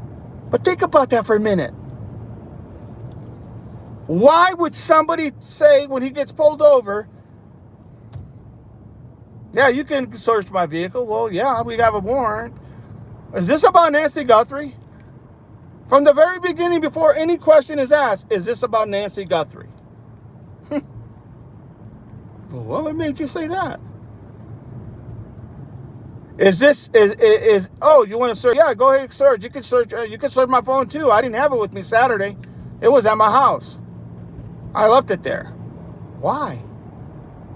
I mean, dude, we're in a world of cell phones, right? Everybody, even little kids, have cell phones.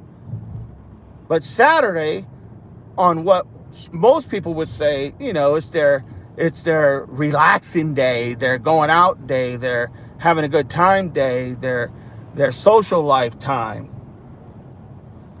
How are you going to say, oh, I didn't have my phone, I left it there? Why? What were you doing that you needed to leave your phone? Was that asked? And why did he even bring it up to the cops without being asked? Think about it. It just makes no sense. Is it possible that it's just a coincidence? Man, that's a lot of damn coincidence, right? That's a lot of damn coincidence. I don't buy all that coincidence. But he stated that in that interview as well. So it's not something that I'm confirming. He's confirming all that. So then you ask, well, what the hell? Why did they have a warrant for this man who literally, they had a warrant for this man? Not a warrant. They had not a warrant. They had to search. They got a warrant to search his premises, his house and his car. So why did they have that? What was the information that they were able to sell to the judge to write off to say, yep, that's enough information. We can go ahead and do that. Follow me? What was the information they had? You know what I'm saying? They had to have something. So obviously he was on their radar. I would like to see a copy of that to see what was the reasoning that they used. And maybe I'll just see if I can find it online.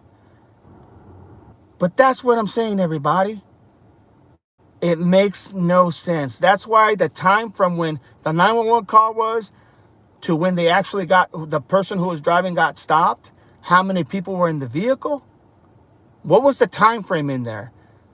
Okay, when did this car ended up getting totaled? Crucial. Was it totaled on purpose? Because trying to get rid of all the evidence? You follow where I'm going with this? I just don't understand. It makes no sense to me. Let me read here what we got. This is my story. Galen says, certainly possible. I mean, honestly, and no one has talked about this. And he has tried, Luke Daly has tried to just tell the people, oh yeah, that had nothing to do with with Nancy Guthrie. Okay, well then what did have something to do with Nancy Guthrie? I mean, why would you say that? This is my story. There is a paper trail someplace. You got that right. I just got to find it. We got to find it. We all got to find it. Nancy's a lot of things don't make sense. Where is she if you're hunting for her? Yuli, or I'm sorry here, I'm trying to say the word. Yuli Gill. It is a puzzle that I don't understand. You understand? Give me a second, because I got to pick something up, but I just don't get it. I don't understand how he is trying to head off everything that is happening. Okay? He's trying to head off everything that is happening by telling the cops, look at my phone. You can look at my phone. You can search that too if you want.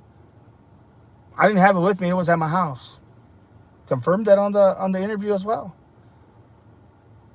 Think about that. Is this about Nancy Guthrie? Not a, hey, was I speeding? Did I not use my turn signals? What I do wrong?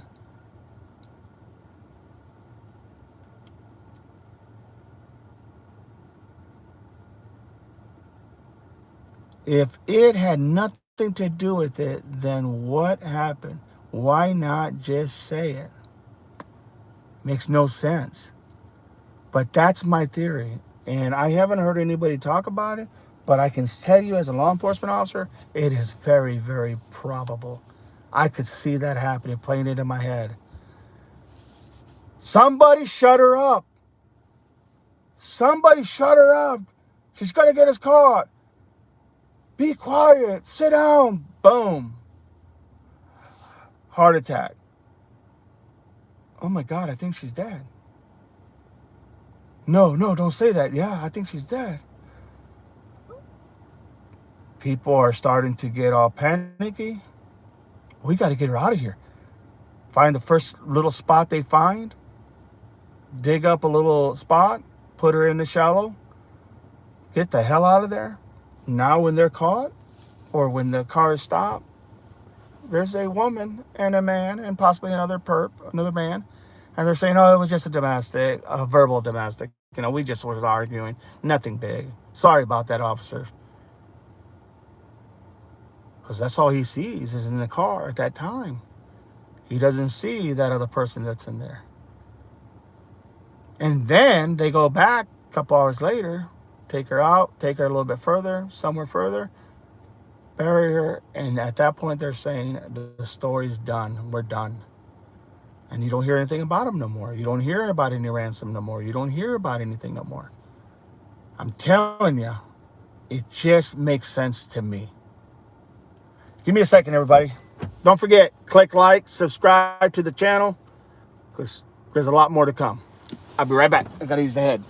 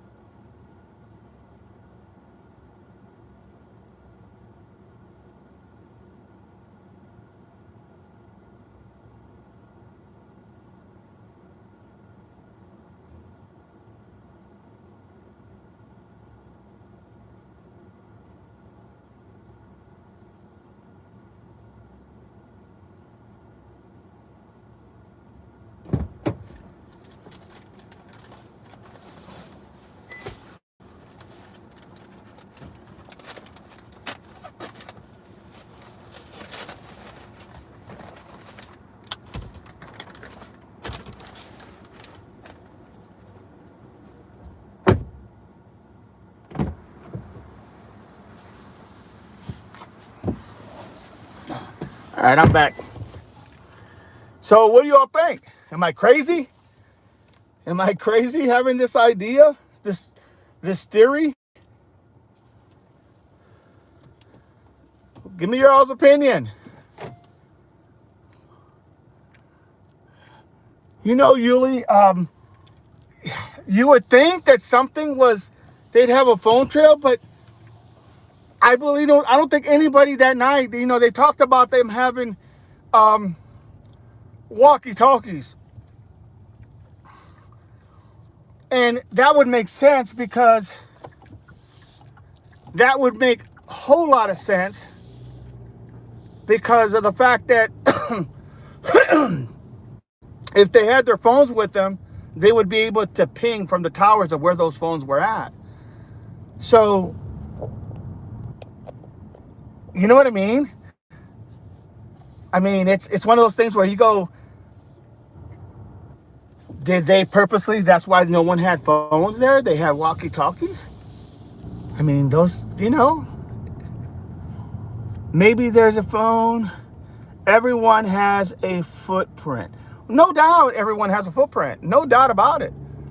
But if your phone is not with you, let's say your phones are not there. Let's say your phones are all at your house or your garage or whatever, because you're not going to take phones because you don't want that footprint. Then what? Walkie-talkies are not going to be picked up. I mean, think about that.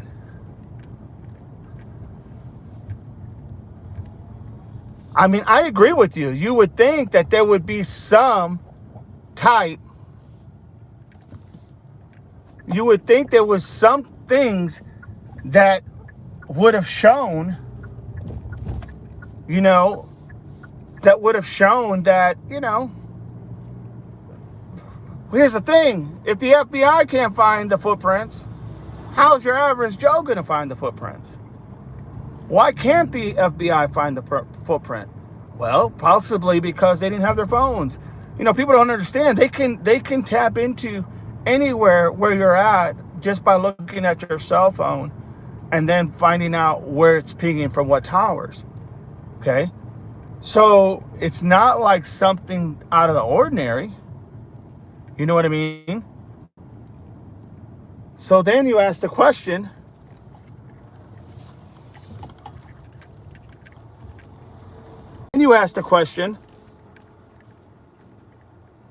is it?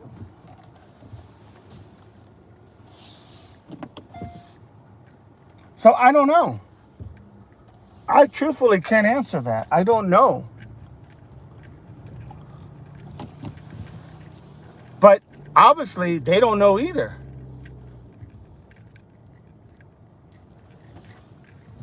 You know what I mean? They don't know. Just makes me wonder what's really happening here. Give me a sec.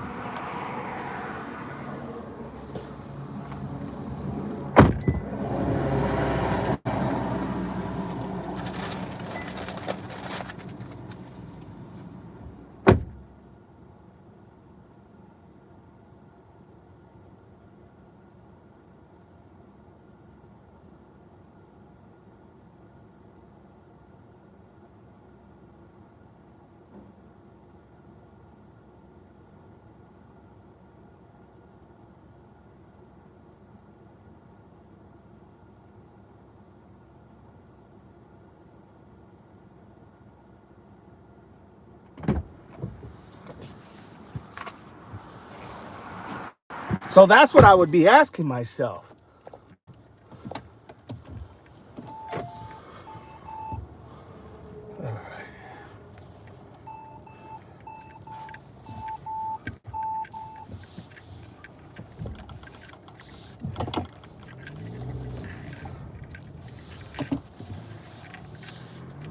So that's what I would ask myself.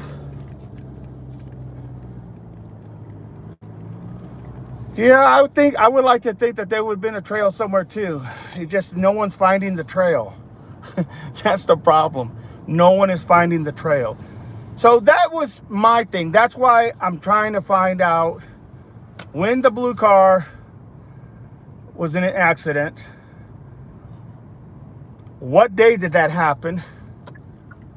Then I want to know what time frame from the time the 911 call was made to when the police actually stopped that blue vehicle that they'd say they stopped it, but it had nothing to do with the case. Okay. Well, tell us how long it took before they made contact with that vehicle by the time that when the 911 call was made. And then on top of that, I would like to know, when did he buy the Range Rover? See, I'm not saying he did anything. I'm not saying he is the perp. I'm saying that it looks so hard to explain this information because it all just points to a certain direction. And do I think a perp would have had the mastermind to do? No. But they did interview him. And they did interview his mother when they served the warrant to search. When they served that search warrant, they did interview them. So the question then becomes, what probable cause did they have to get that warrant? I mean, any judge worth his salt is not going to just, oh yeah, okay, here you go. Because there's liabilities in that. Liabilities that apparently that's what got him to go ahead and get a lawyer. Literally.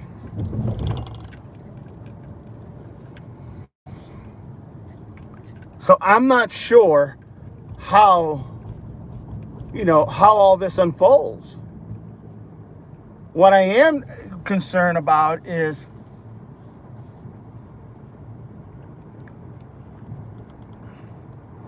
where is Nancy Guthrie? Just bothers me.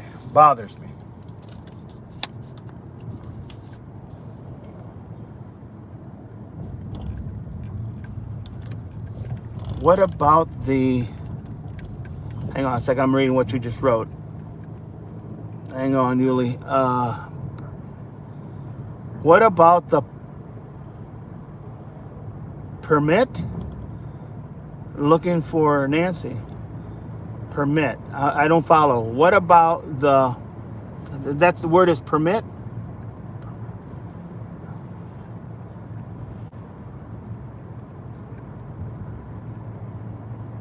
I'm not really following what that word you're trying to say, Yuli. Is that permit? What do you mean by that? What about the permit looking for Nancy?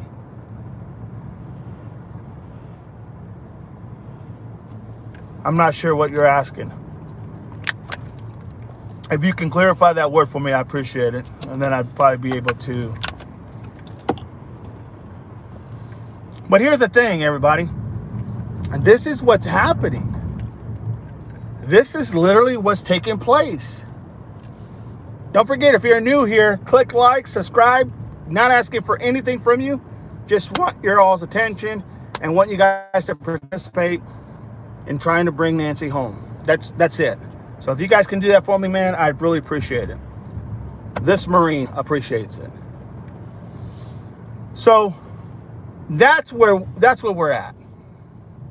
And that's my theory.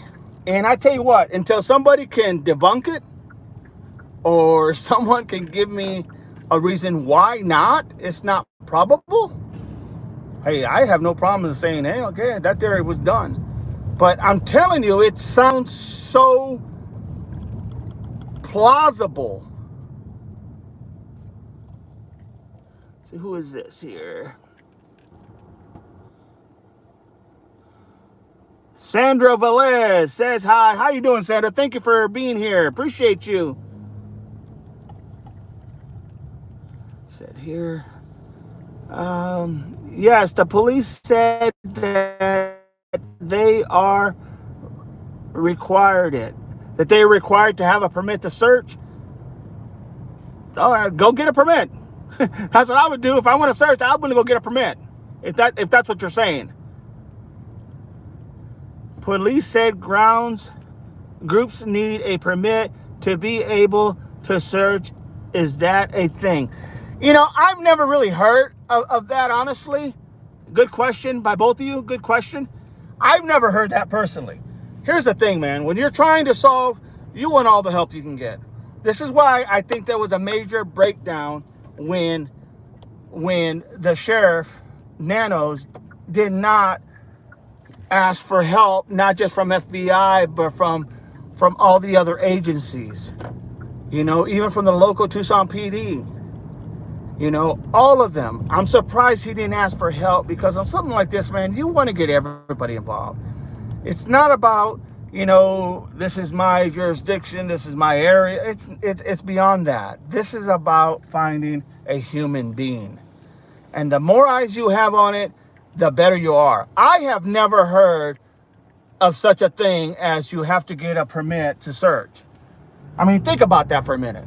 So let's say my mother goes missing, and I want to search, and I want to take a group of people to search. I now got to go get a permit to search? Bullshit. I'm not going to get no permit. I'm just going to go search. And if they ask me what I'm doing, I'm going to tell them I'm getting a permit. I'm not getting a permit. I'm searching. If they ask me, well, what are you doing? I'm searching. Well, you have a permit? No, that's my mom. I'm looking for my mom. End of story. End of story. I mean, it's not rocket scientists, you know. That's it. What are you going to do, arrest you because you're searching? Man, talk about a liability. That's crazy. So, no, I don't buy that one bit. I don't buy that one bit. I haven't heard that before. I'm sure every state's different. I'm sure every sheriff's department is different. I'm sure they don't want maybe evidence to be destroyed or manipulated or stepped on or bothered. I'm sure there's a lot of reasons why they may not want people to. But if you're not going to have everybody involved as far as all these other agencies, well, then what's the point? You know what I'm saying? What is the point? If you're not going to have all these other agencies to help you, what is the point? There is no point. That's what I'm saying. It just makes no sense. So no, would I, if that was my mother, my loved one, and I was looking for her, and they were telling me you need a permit? Not happening. Not happening. That's the least thing I'm going to be looking to get is a permit. My ass is going to be out there looking everywhere. And if I have a group, a family group, or a friends that want to say, hey, we want to help you, guess what? Let's go. Let's get it. That's what I would do. Because then what are you going to do? Arrest me? Because I'm looking for my loved one? Arrest me because it could have been my mother or somebody else's mother? I don't think so.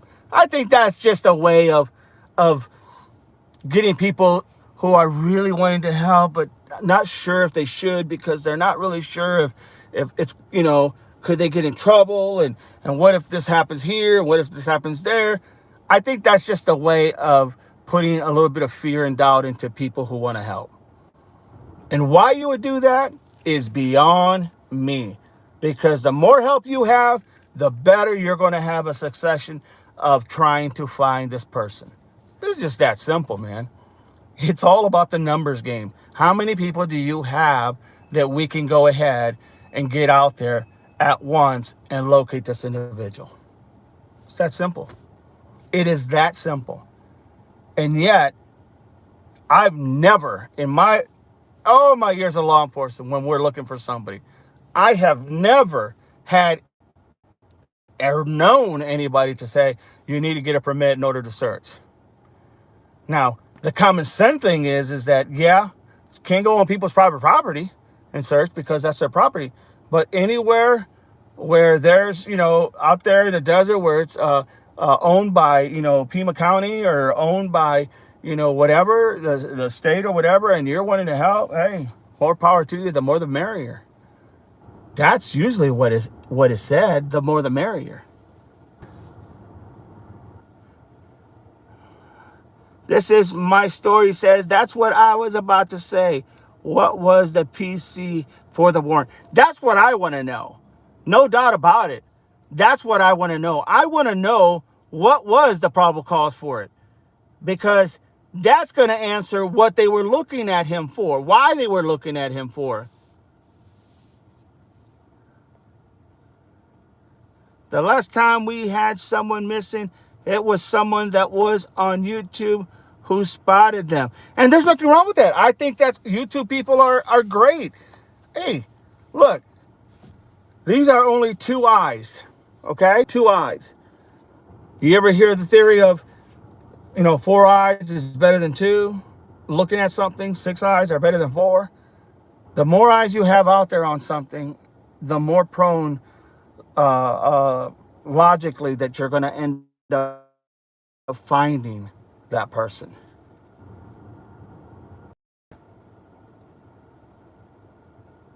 Yeah, like I said, would I be going and waiting for a permit? No, I'm not doing it. Simple as that. Not because I want to defy the law, but because that law doesn't make any sense. That rule don't make any sense. I'm out here to find somebody. That's what I'm here to do.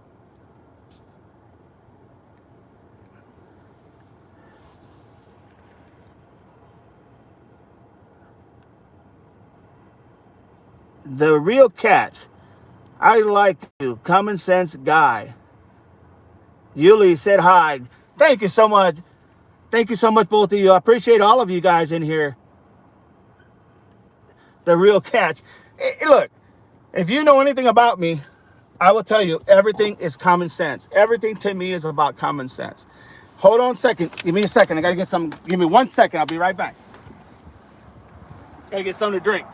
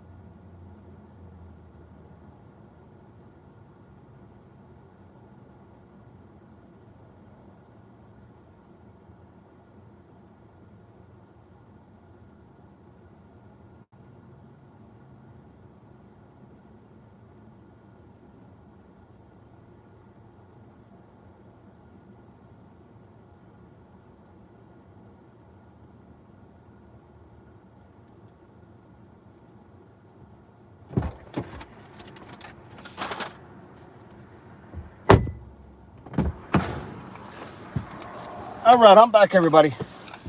Just had to get something to drink. Yeah, my Eagle Globe. Yeah, you see it? Pretty nice. Pretty nice tumbler. It's all good. So anyway, that's right where we're at, everybody. You're spot on. The comments that you guys have made are right on the money. But let me tell you this. If anybody tells you you need a permit and you want to just go ahead and get a permit, get a permit. And if they don't want to issue you a permit, you know what? You go search for whoever you have to search for. Because it'd be crazy to literally think that you're going to charge somebody for searching, as long as they're not on private property. you're going to charge somebody for not getting a permit to search? I can understand if it's a big group, like maybe like Cajun Navy or some of these groups that really truly are big organizations. Yeah, well, that would make sense, right? That would make sense. A lot of people, big group. Yeah, you want to get everybody together. But I'm talking people just want to go out there and their own personal help this family. That goes without saying. That's just common sense. All right, everybody. So what else we got here? A quick Google doesn't show the type of permit needed. Yeah, go figure. I like you and common sense guy. Thank you so much once again. I appreciate you. The real cats. Thank you so much, Julie. I appreciate all you guys' comments. Everybody that's in here. Like I said, don't forget, click like and subscribe. Doesn't cost you anything. Just let you know when I'm keep putting on these, when we go live, it'll let you know and we can have that discussion. But that's the whole point. That is my theory. And the reality is that that's where I'm looking hard first. When I originally said that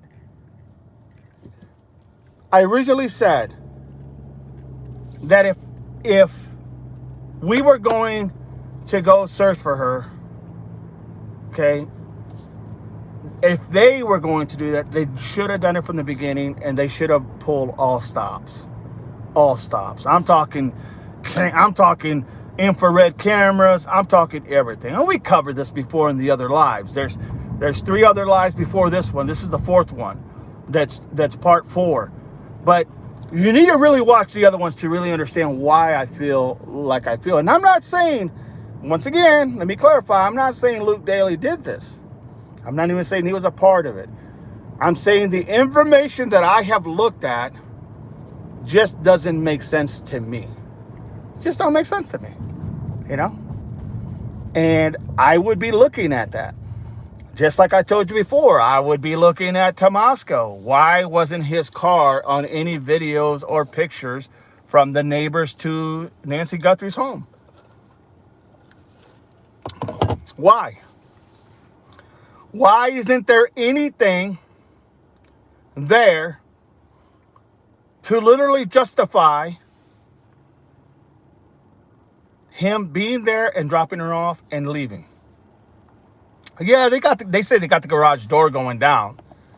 My God, if you can get a garage door going down, a time of when that garage door went down, you should be able to get a picture of something, because you got a picture of the perp at the front door.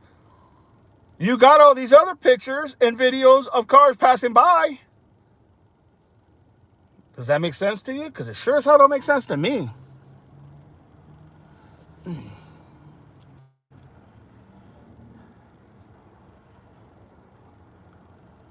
A Song in My Heart. Welcome in, A Song in My Heart says, the guy in the backpack was returning her belongings. The guy, you talk about the guy that was trying to get into the back of the fence?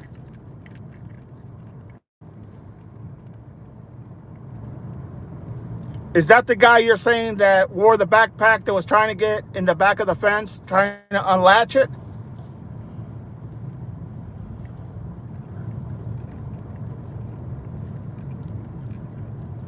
Of the house, of the back of the fence, right? I'm not clear on what you're saying as far as the guy was returning her stuff. You're talking about the guy that they showed trying to get over the top of the fence to unlatch it. The guy that had both backpacks, right? Just let me know, simple yes or no.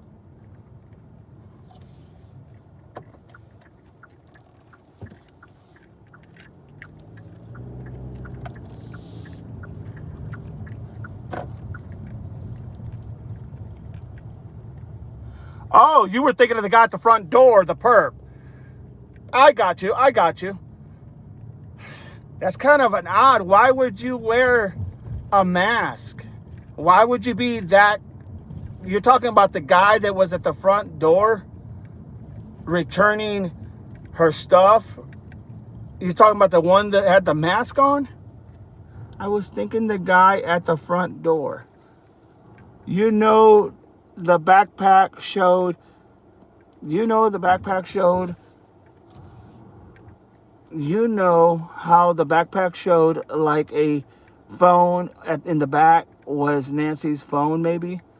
You mean you house to set the scene like she actually oh, I see what you're saying. I see what you're saying. I see what you're saying. Yes, yes, I agree. But I agree in the sense I know what you're saying now. I know what you're saying now. So I mean, everything's possible, right? Can't leave anything off the table. Um,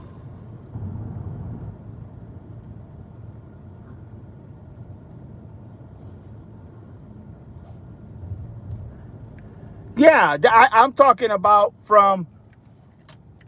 I'm talking about from when she had dinner with her daughter Annie and her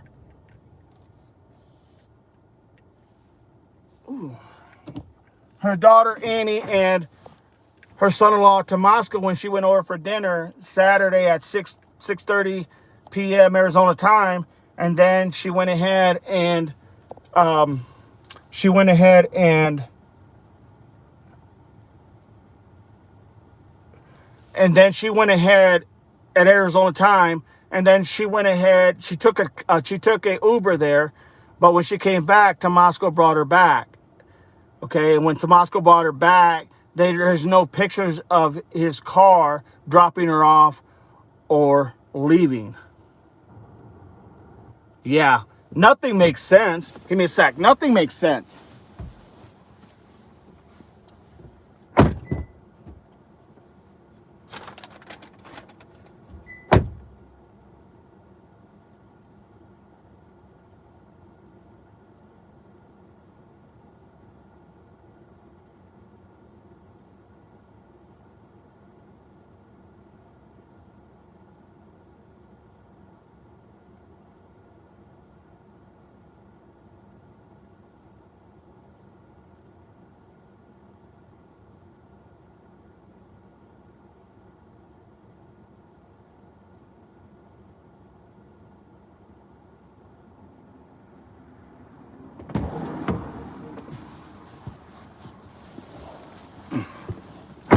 Yeah, nothing makes sense.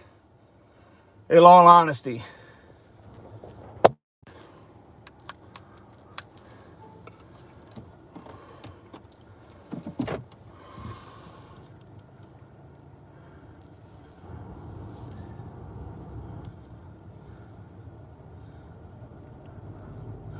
Right. Well, 84 years old, I mean, I get it. Because if I'm not mistaken, the next day, February the 1st, that was her birthday. That's when she turned 84, if I'm not mistaken. I'm almost positive I read that she was taken on her birthday, which would have been the next day, because this was Saturday night going into Sunday morning. So, maybe it was a dinner to, like, a birthday, no, I don't want to say a birthday party, but maybe it was a celebration dinner, They had some food, they played some games. Grandma just turning 84 tomorrow, you know what I mean? So I could see that. I mean, I could see that, but yeah, at 9:30, she had to take her medicine. It's been reported she didn't take her medicine. She probably thought she was coming home and she would take it when she got home. Did she not get home? Did she not ever make it home? There's no pictures. There's no videos to show that she arrived at her home. Is that why she didn't have her medicine? Is that why she didn't take her pill that she needed to take daily? Think about that for a minute.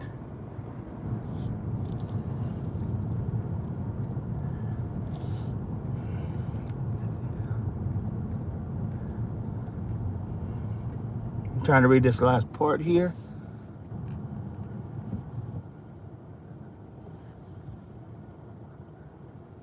And you're very right. That could be very right.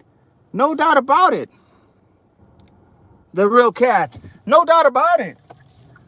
It could very well been that she never made it. And that's the whole point. Because who knows what happened? Who knows what took place? Was there an argument at the house? Was there an argument about Nancy pulling the for sale sign off her house? She was supposed to live, it was reported that she was going to move in with her daughter Annie, and then later retracted and took her for sale sign off her house down. Okay.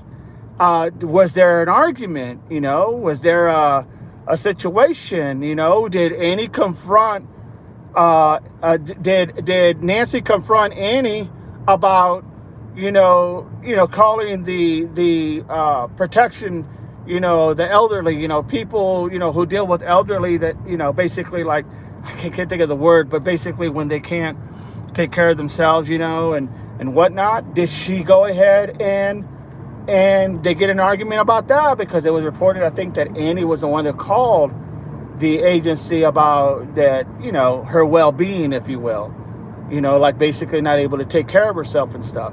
Did Nancy confront Annie about it? You know what I mean? Is that a possibility? Is that what started the argument? If there was an argument, I have no idea.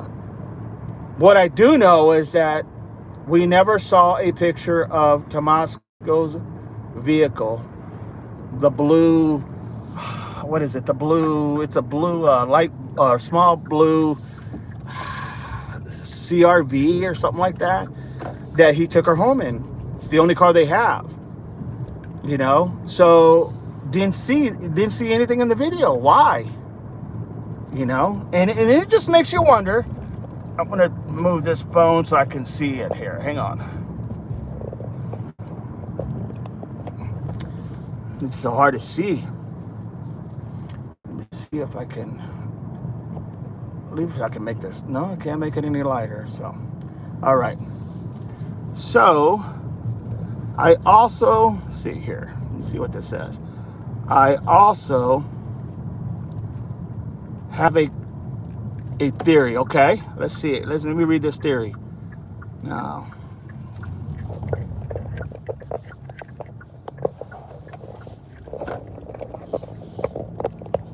hang on a second. I gotta.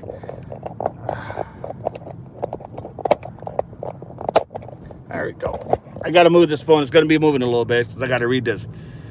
Eyes are not as I once used to be young.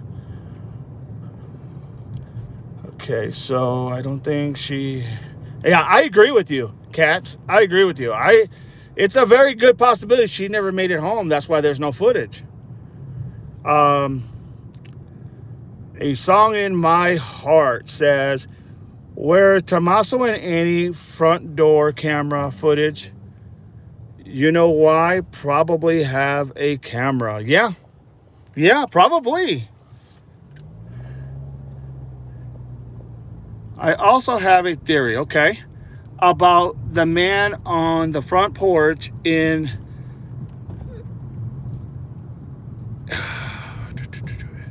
the Nest camera, okay, footage. He favors his right knee just like a drummer would after a day of practice. Yeah, true. Well, there's I'll give you some more information on that. Michelle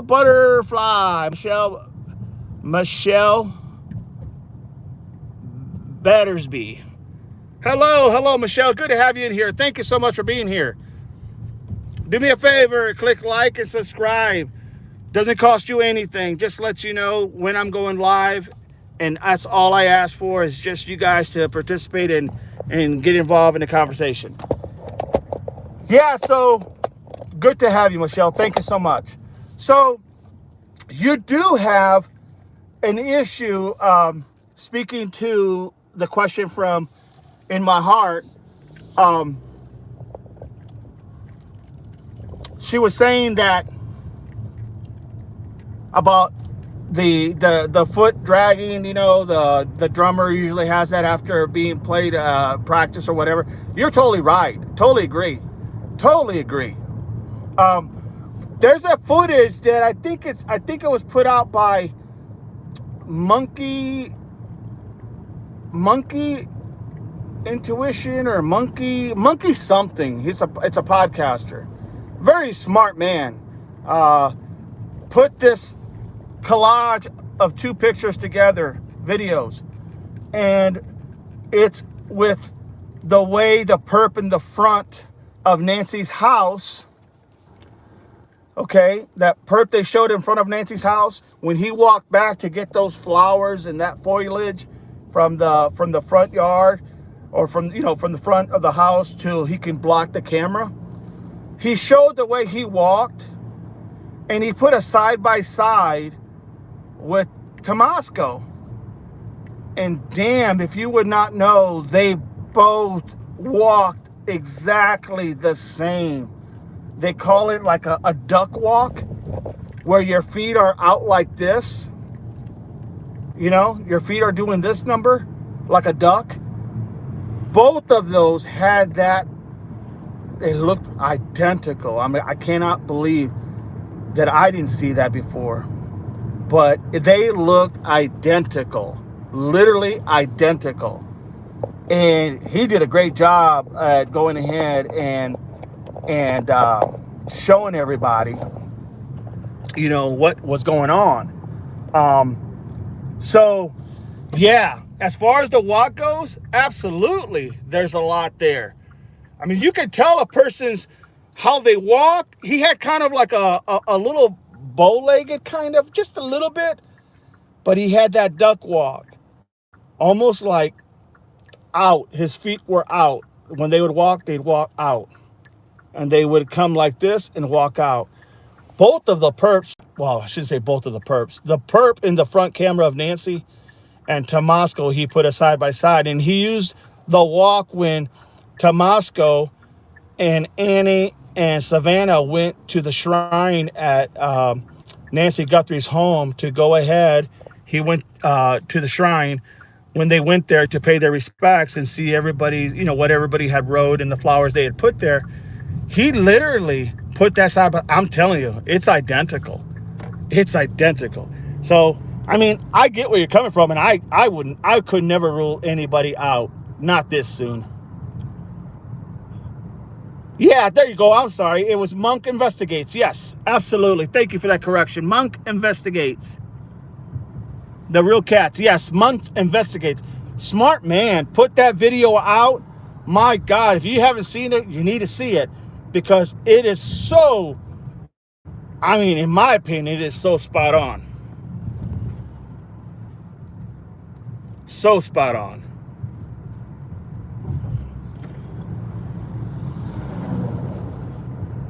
Let's see. Yeah, I have, Tori. I've heard other people talk about that.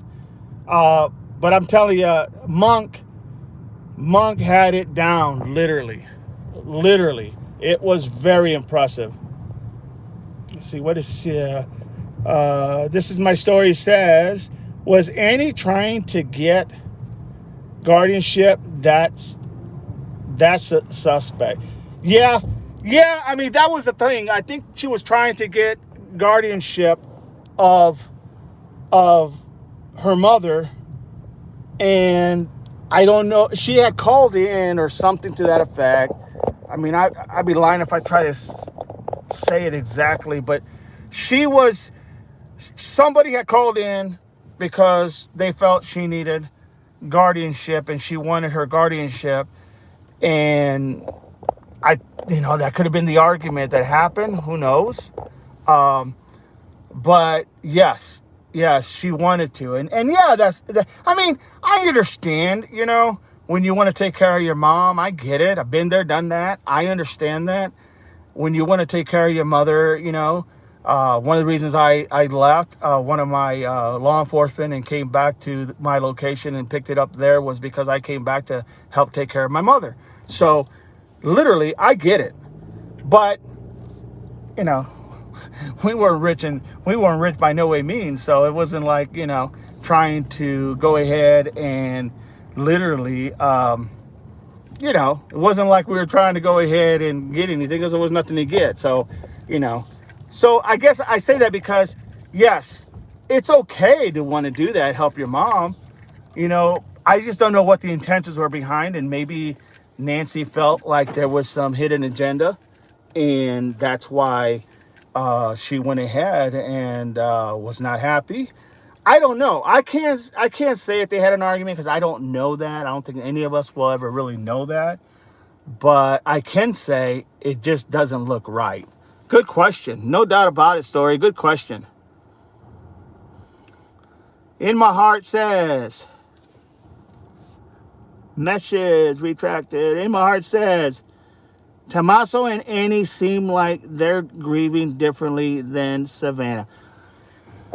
Yeah, I think it could be a sense of guilt, right? I mean, let's be honest. It could be a sense of guilt. It could be a lot of things, man. It could be an overkill. It could be they want people to really see that they're grieving because, you know, they want people to obviously to believe that, and they might be. It's so hard to say when people are grieving because everybody grieves differently. Some people are stronger than others, and some will show a lot of emotion, some won't. So it's kind of hard to put that grieving process into perspective. You know what I mean? Because a lot of people do grieve differently. They grieve differently. And so, look, I would be one. Look, the way I look at things, the way I believe in family, it's hard for me to think that any family could be a part of something like this heinous. It really does. So it's hard for me to go ahead and pretend like it's easy to say, well, maybe Tomasco. I'm just saying that the information we have gotten hasn't cleared a whole lot of people, right? It hasn't cleared people. The information that we're getting hasn't cleared anybody. And so for anybody to be cleared is ridiculous. That I will say. And I don't have a problem saying that. But you're right. They do. They do in my heart. They do. They do seem like they grieve differently. And maybe it's just a sense of guilt. The Real Cat said, I wonder if Savannah went back to New York because she knew it is Tomasco and can't be there right now. Look, if I knew that my brother-in-law had anything to do with my mother-in-law being missing, I'm just saying there'll be hell to pay. Now, maybe Savannah doesn't roll that way. But I'm telling you, from me as a Marine, as a law enforcement, if I knew that, there'd be hell to pay. So I think she very well could have left because she didn't want to. Maybe if she thought that, she did not want to go ahead and see that every day, see that person who she really felt had something to do with it. I could understand that. No doubt about it. Three Cats, I agree. I mean, it's so hard, man, to I just couldn't do that. I could not go ahead and just pretend like I'm just going to walk away because I don't want to acknowledge what's really happening. No. We're gonna take care of this matter one way or the other. That's how I would look at it. But I come from a different generation. I come from a different viewpoint, and it really hasn't happened to me. That hasn't, that I'm aware of, hasn't happened to me. So therefore I can't. It's hard. It's easy to sit back and make these claims, but not really know what you would really do in that situation, right? Until you're in it. Give me 1 second. I gotta grab some. Don't go anywhere, anybody. And if you like, please. Appreciate all of you. Appreciate all the conversations. And I continue want to have the conversations. Click like and subscribe for free. Doesn't cost you anything. I just want your attention, and I just want you guys to continue to participate. I really appreciate you all. Give me 1 second.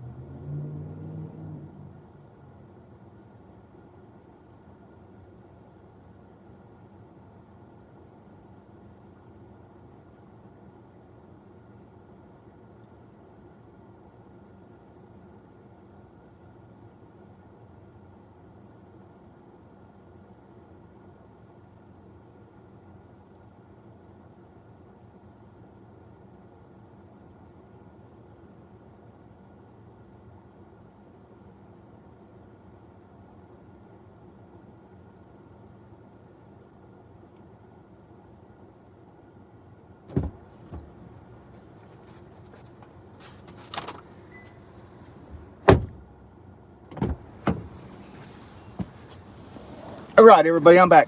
So that's where we're at. Yeah, I mean, very well good points. Very well good points.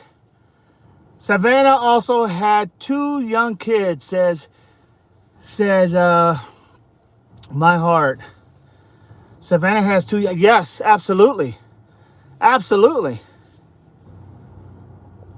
She maybe just needed some space to lawyer up and get prepared for what's coming. That's very now that I didn't even think about, and you are so right.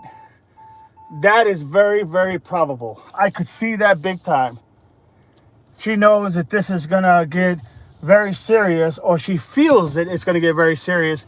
Not that it's not serious, but you know what I mean, between family, siblings, and yeah, I could see that. That's a very good point. No doubt about it.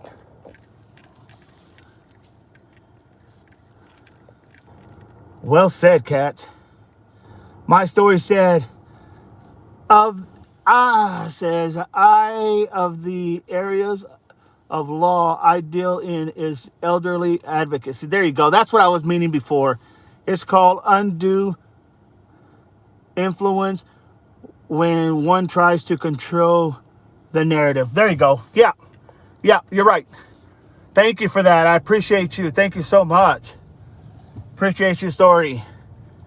You're exactly right. And that's what I was going to say. Yes, absolutely. So that's literally where we're at.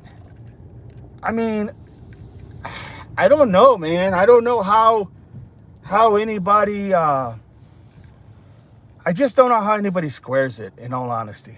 I really don't. I don't know how they square it, in the sense that I don't know how anybody could square it. You know, what has happened to their mom, and if they think it's a son-in-law. I don't know who it is, honestly. I don't. I can't tell you who I honestly think it is, because I don't have enough information. But I can tell you from what I'm going on, from everything I'm reading and everything I'm seeing and everything I'm hearing, and hearing the testimonies and what's been out and what's not been out. Yeah, I go all the time. I go right back to that damn blue vehicle, you know. And how do you squash something? You know how you squash something? You squash it by going ahead and saying, yep, we saw this vehicle. We checked it. We did forensics on it. I mean, no one has even checked the vehicle, that blue one. No one knows where it's at. No one has done fingerprints, have done DNA, anything. The one that was totaled. I'm not sure why. Well, maybe because they said that it had nothing to do with Nancy Guthrie's case. Well, that don't mean shit to me. I'm still going to check, right? You got to check every lead. It's the things that you don't think about are the things that usually are the ones that literally are what you're dealing with.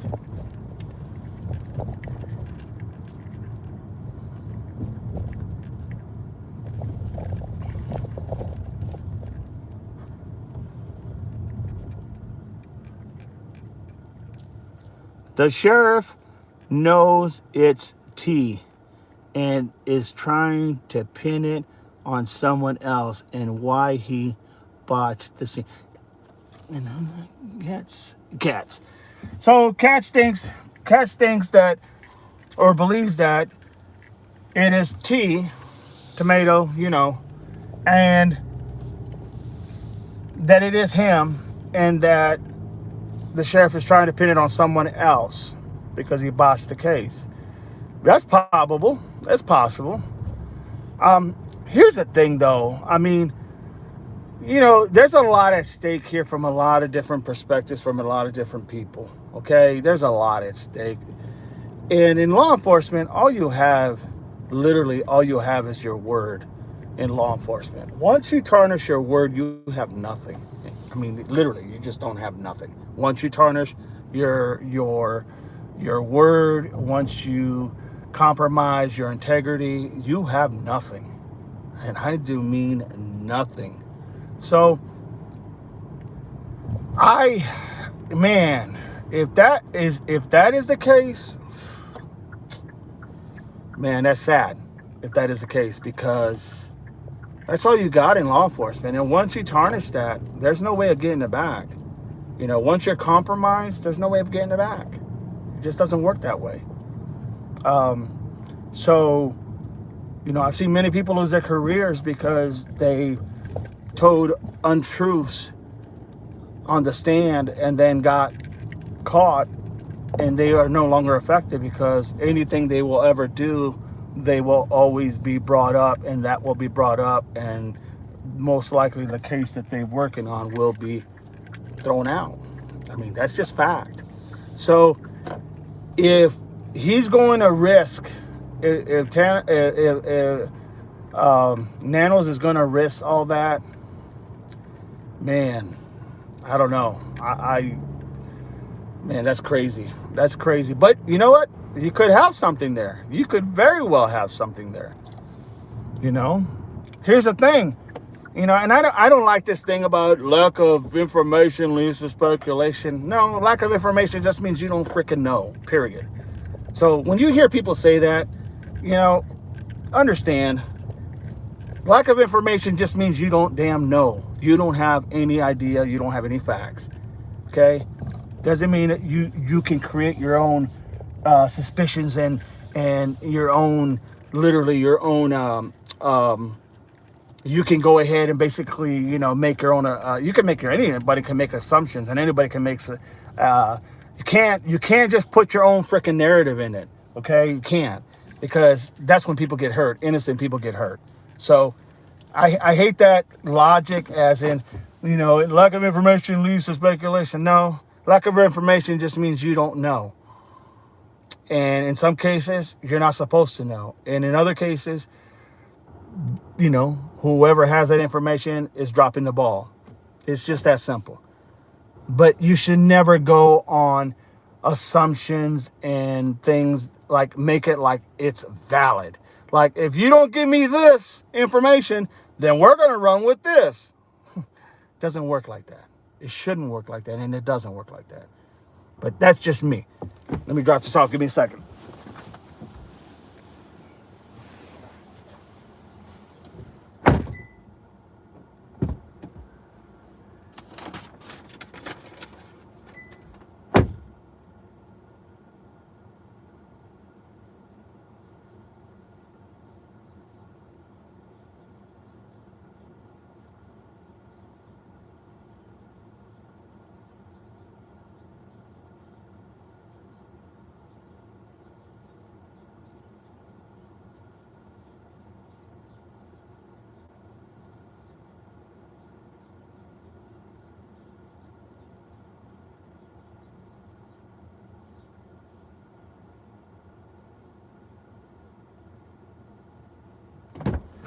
And that's why, you know, I didn't want to say anything about my theory, because I didn't have enough information to really go by. You know what I mean? I didn't have enough information to really make these type of claims. But I did want you guys to hear what I had to say.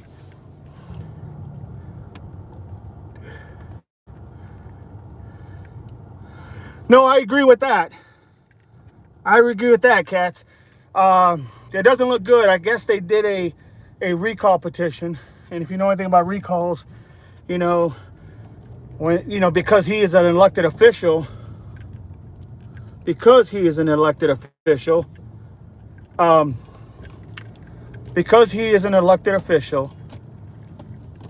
only way to get him out is to do a recall. Okay? And you know, you got to have I think it's like 200,000 or 20,000 signatures, or 200,000 signatures. It's a lot. And if you get all those, then it goes, basically, he's not kicked out. He just put on the ballot to be removed. And if the people choose to remove, and then they go ahead and they remove, and they'll elect somebody else. It's just that simple. Or they'll nominate somebody to run, you know. So there's a lot of things there, But yeah, his career doesn't look good right now because of everything that's going on. Look, the only thing I fault Sheriff Nanos for from Pima County, Arizona, the only thing I fault him for is I wish they would have got out on their skis a lot faster. I wish they would have accepted a lot more help from the very beginning from other agencies, even other municipalities, little municipalities around there, suburbs, I wish they would have done that because time is crucial. On big cases like this, time is crucial. Time is everything. So I wish he would have done that.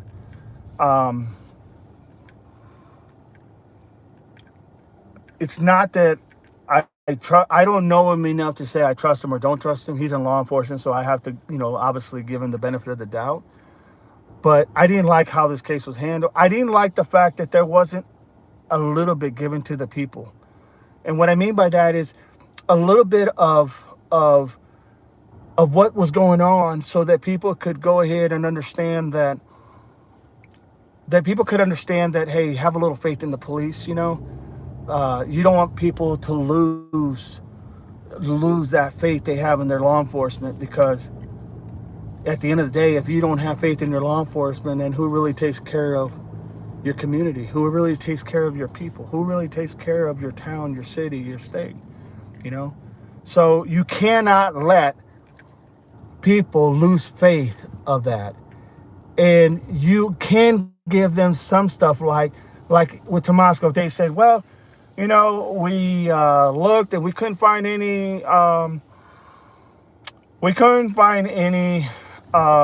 pictures or any documents or any videos of the son-in-law Tomasco Sione car arriving at Nancy's and then leaving, or hey, we found some video that shows that he arrived and he left.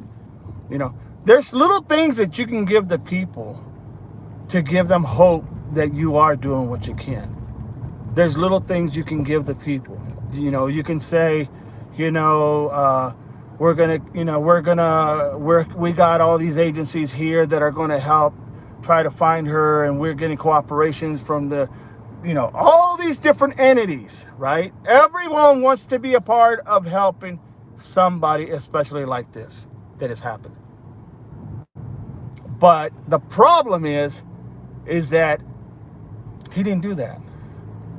And so then people started to make their own assumptions of what's going on. And then people, I'll just be frank and honest, people who just get out of prison or do a podcast or whatever the case may be, then they act like, this is how it needs to be done. And, and it's not that way. I'm just being honest with you guys. It's not that way. The fact of the matter is that he got off his skis. He didn't get on his skis quick enough. And that's what caused a lot of this second guessing. So that's how I see it. In the same token, though, some things you do want to keep to yourself, because it's only the things that the person's is going to know. And you have to make sure you have that valid information, because at some point, if it's a ransom, which this was what I believe it was, at some point you're going to have to show proof of life. You're going to have to give, you're going to have to give them something that you are a legit caller, okay? And as a legit caller, you have to go ahead and give them something, okay? And with that, something you're giving them is something that only the perpetrator would know. That's how that works. But yeah, I can see why people are frustrated. I can see why people are not happy. I can see why people are frustrated. I get it.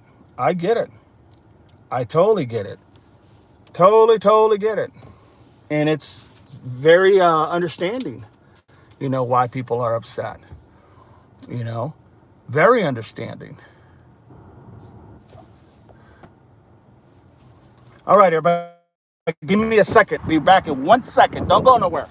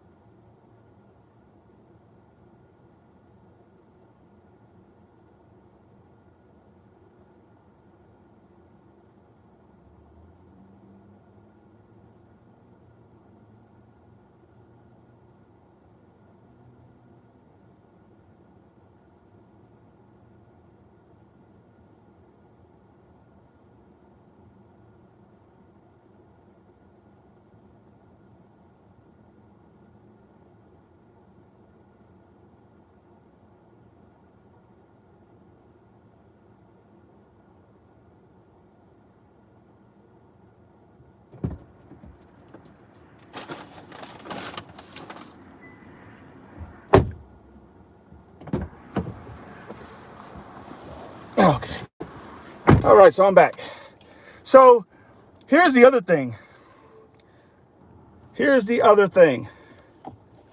So when I get a chance, I'm going to get a pair of glasses so I don't have to keep moving my phone. I can just bear with me here in the next, hopefully 30 minutes. I'm going to go stop by and give me a pair of glasses real quick. Who is this? Kat says, I don't live there, but I have zero confidence in Nancy. Hey, I get it. I get it, Kat. I get it. I totally understand. And look, you're not alone. There's a lot of people that feel that way. And, truth be told, if that was my mother that went missing, yeah, I feel the exact same way. And the fact of the matter is, I do feel that he has dropped the ball a lot, So I totally understand where you're coming from. I'm with you. I get it.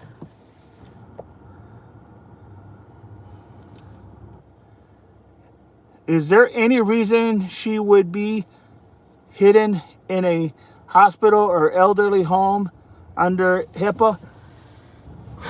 Man, that's a good question. Look, I think a lot of people want to move on with their lives. And what I mean by that, hear me out. What I mean by that is family. I think a lot of family want to move on. And if they knew that she was okay, I think there would have been a report that would have come out that said, she's okay, we have her. We'll give you more information as soon as we can, yada, yada, yada. I think they would do that because there's been a lot of people that have literally gone out of their way to go ahead and give their time and effort, their sweat and tears to help find Nancy or to report on Nancy or to keep the story alive. So in that aspect, I think they would have come out and said something. The family would have said, hey, we have our mom. Right now we can't really, we're not going to say anything, but just give us some space and we'll get back to you guys as soon as we can. As soon as we can, we'll get back to you. And that, I think that something similar to that or something like that would have been appropriate. And I think they would have done that because there's a lot of people that are concerned about this, especially people that probably live in that area that won't admit it, that they're worried. So I agree with you. I really do.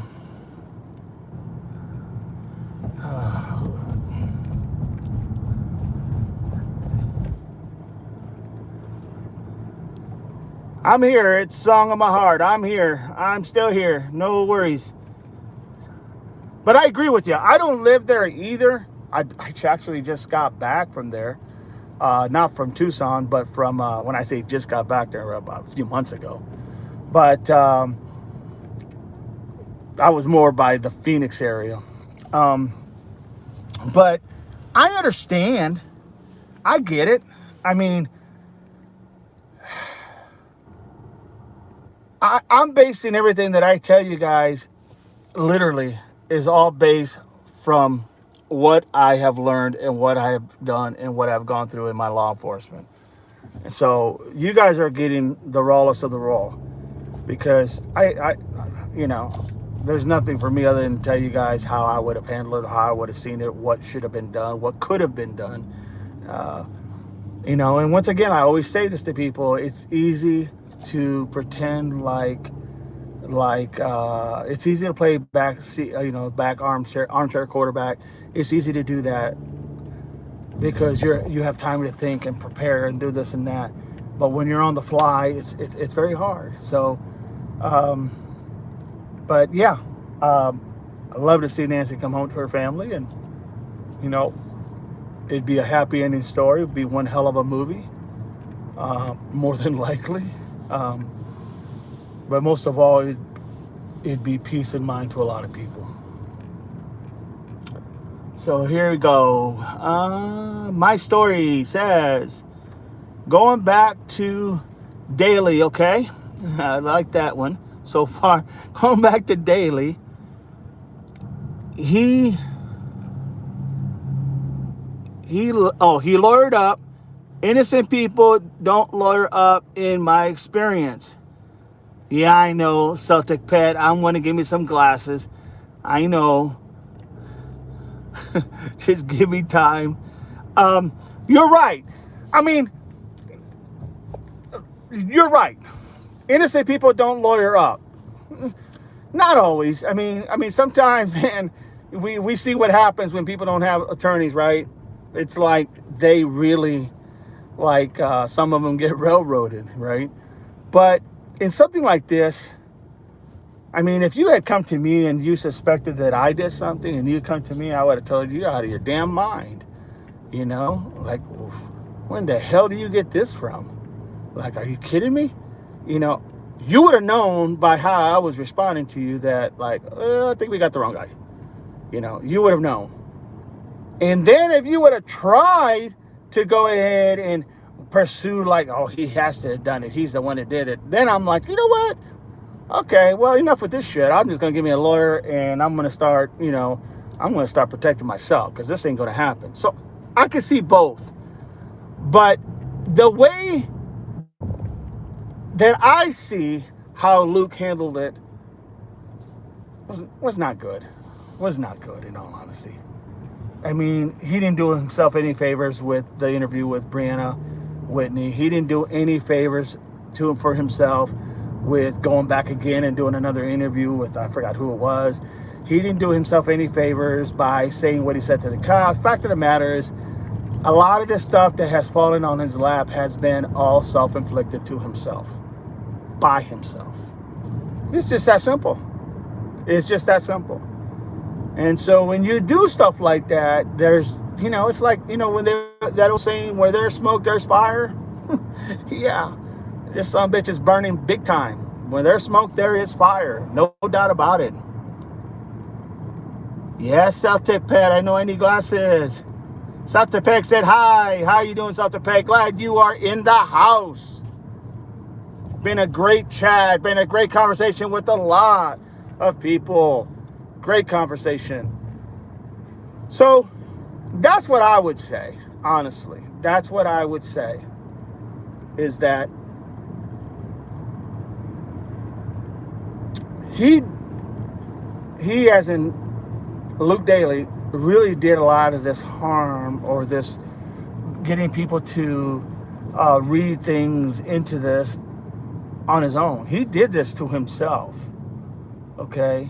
Because I don't know if I want to call it lack of preparation or lack of common sense, or just, I don't know. I don't know what word I want to use. I just know that he did it to himself. He created this mystique issue about what happened, what role he had, if he had a role. And because of that reason, now he's dealing with the backlash. I mean, that's just the best way I can put it. Okay. Give me 1 second, everybody. I got to drop this off. Give me 1 sec.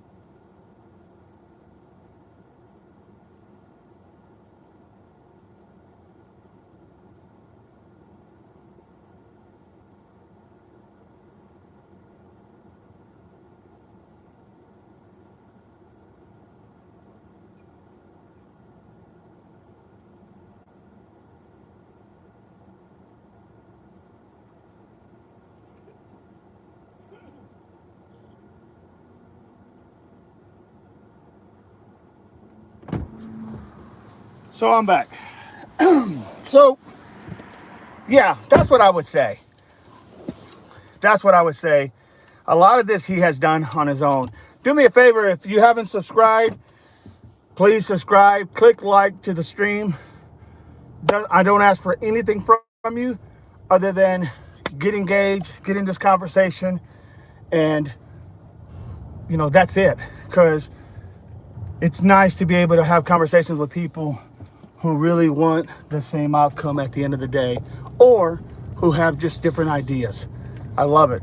So if you guys could do that for me, I'd appreciate it. Click like, subscribe. Don't have to pay anything. Don't cost you anything. Just engage. So that's what's going on. But yeah, good question with Luke Daly. Very good question. His second interview made him look desperate. Oh, no doubt. No doubt. That is, yeah. I mean, his first one sure as heck didn't make him look innocent. And his second one really, truly made him look very suspicious. That I will say. Both of them did, really. But yeah. It's kind of hard to go ahead and God, man, it's hard to come back from something like that, because that was disastrous as far as I'm concerned. No doubt about it. Well said, Cats. Well said.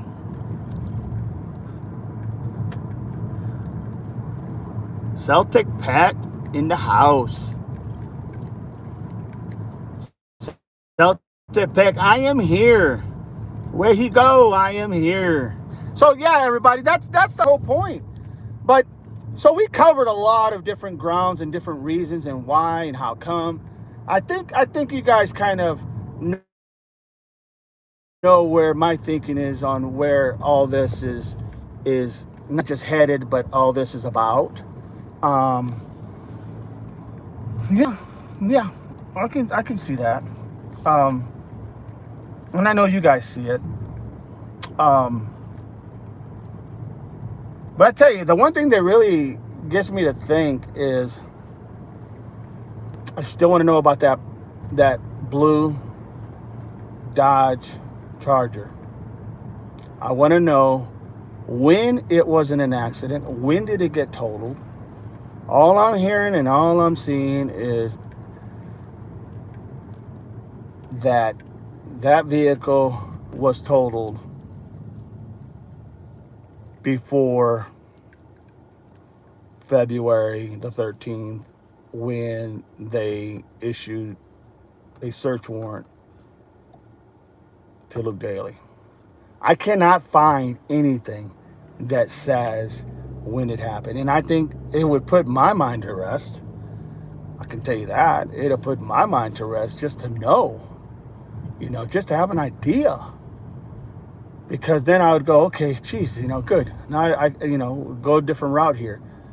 But until someone can give me that information, can give me the information as to when the stop was made to the blue car with the lady hanging out the door, screaming for help, when that 911 call came, and when that car was eventually stopped and they were spoken to, I would like to know how long it took. Because I'm telling you, the theory that I laid out for you, I'm telling you, it is so probable. And not because I laid it out, because I've never heard anybody talk about it. And I thought, sometimes, when, you can always tell that sometimes it's not what you see, it's what you don't see. It's not what you see, it's what you don't see. Sometimes you just have to put an equation in that thinking process.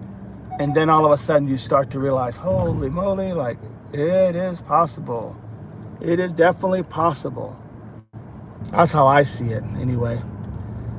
In his case, says Story, in his case, a lawyer is going to have a lot of damage control to do if he is innocent.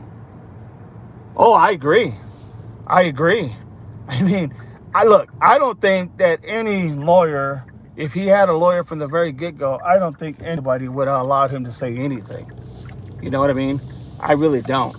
I don't think anybody would allow him to say anything.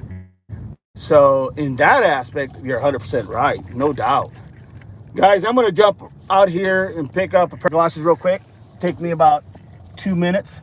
Don't go anywhere. If you haven't clicked like and subscribe, please do so. I'm going to grab me a pair of glasses so it's easier for me to read. All right, give me a sec.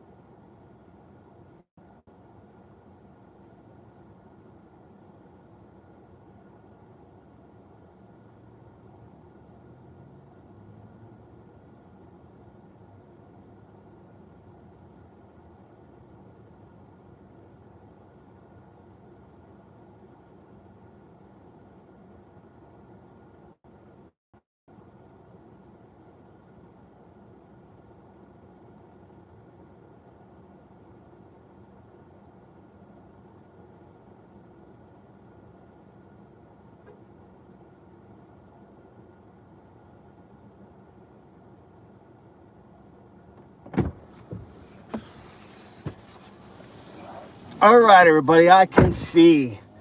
I can see. Oh, much better. Don't laugh at the color. Still a Marine. I can see. If she was screaming, then she is alive. Where did she go? Cats, I don't know. I don't know. God, this is so much nicer. I can see. I don't know. But the fact of the matter is, it's everything that led to that. Everything that happened with that. You know? So it's everything that happened with that. That's really the big puzzle, if you will. Now, you know what? I can turn here.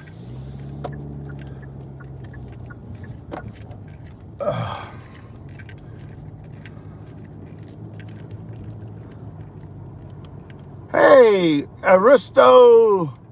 Well, I'm just going to say Ari, because I can't say Aristo. That's a big ass name. But hey, aristocrat. I'll just say Aristo. I'll just say Ari. Ari, good to have you here. Thank you for stopping in. Appreciate you. Hello, hello. So that's where we're at. That's where we're at right now. But you're right. If he had gotten a lawyer, yeah, he's going to have to do a lot of damage control. No doubt. No doubt.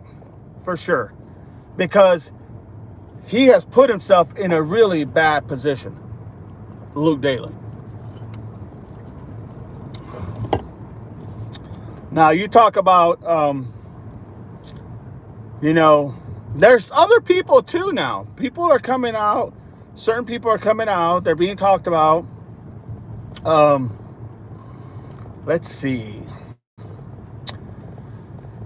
So you guys know about the blood on the backpack. Now, some people would say, well, the guy that was trying to get into the back of the house on the back fence that lived real close to Nancy, the one who appears to have, in my opinion, have the white Kia Soul. Now, that guy, he had 2 backpacks.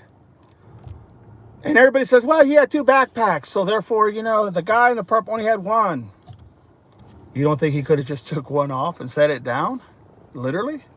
I mean, literally, just take a backpack off, keep 1 on. All I need is the one that's got what the stuff that I need. Take the other one down, put it down. I mean, absolutely. And that's what I'm talking about.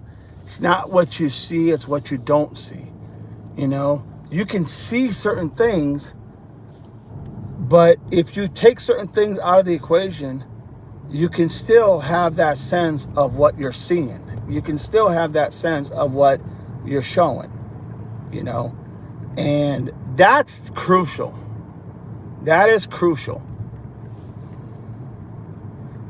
How you doing, aristocrat? Come on, ask your questions, everybody. If you guys got any more ideas, tell me. Because I think I just covered a little bit in these 4, going back to the beginning. And a lot of you have made really good points. No doubt about it. Good, solid points. I don't think it was a cartel. In all honesty, I just don't think it was a cartel. I think they got their hands full right now with everything they have to deal with, trying to avoid being detected with all their drug smuggling and whatnot. And, you've been watching the news lately. You would hear certain people are getting picked up left and right, and they're making arrests. So, I mean, I don't see it's the cartel. I mean, unless the cartel's going into a whole different business, I don't see that. Is it possible? Of course, anything is possible, right? Anything is possible. I just don't think it's the cartel. I think it literally goes back to what I said before. It's someone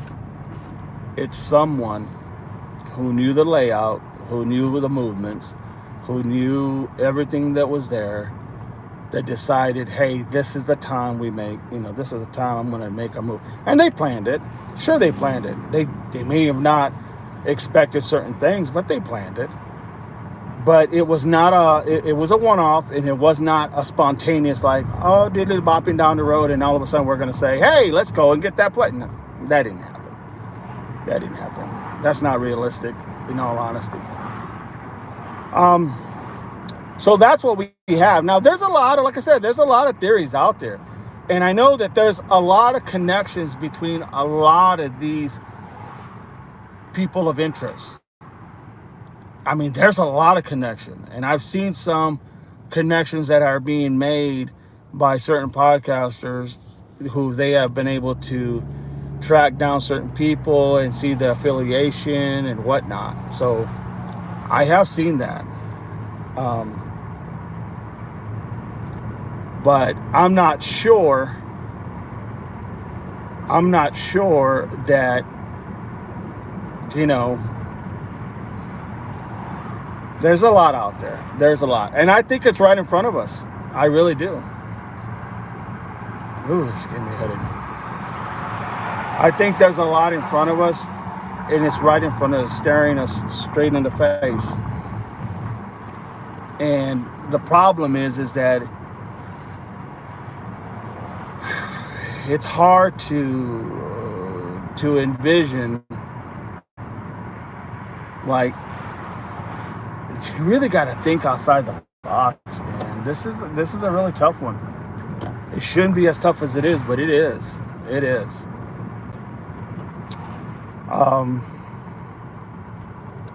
Yeah. So, but kudos to the ones who have gone out searching for her out in the desert. The only problem, even searching what's out there, when you're law enforcement, you can do a lot of things, right? You have a lot of leeway.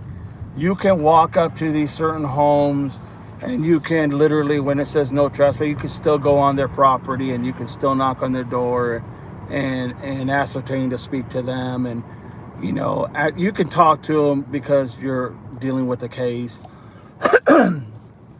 And all of that is relevant. The landscape in the desert is all relevant. So you can see all that. I mean, they have leeways. The problem is when you or I, or when anybody goes and looks for her, they can't just go on the property. They can't, without being being afraid of getting shot or something. They can't just go on the property. They can't just go out there and say, hey, we're looking for so-and-so. Do you mind if we look around, this and that?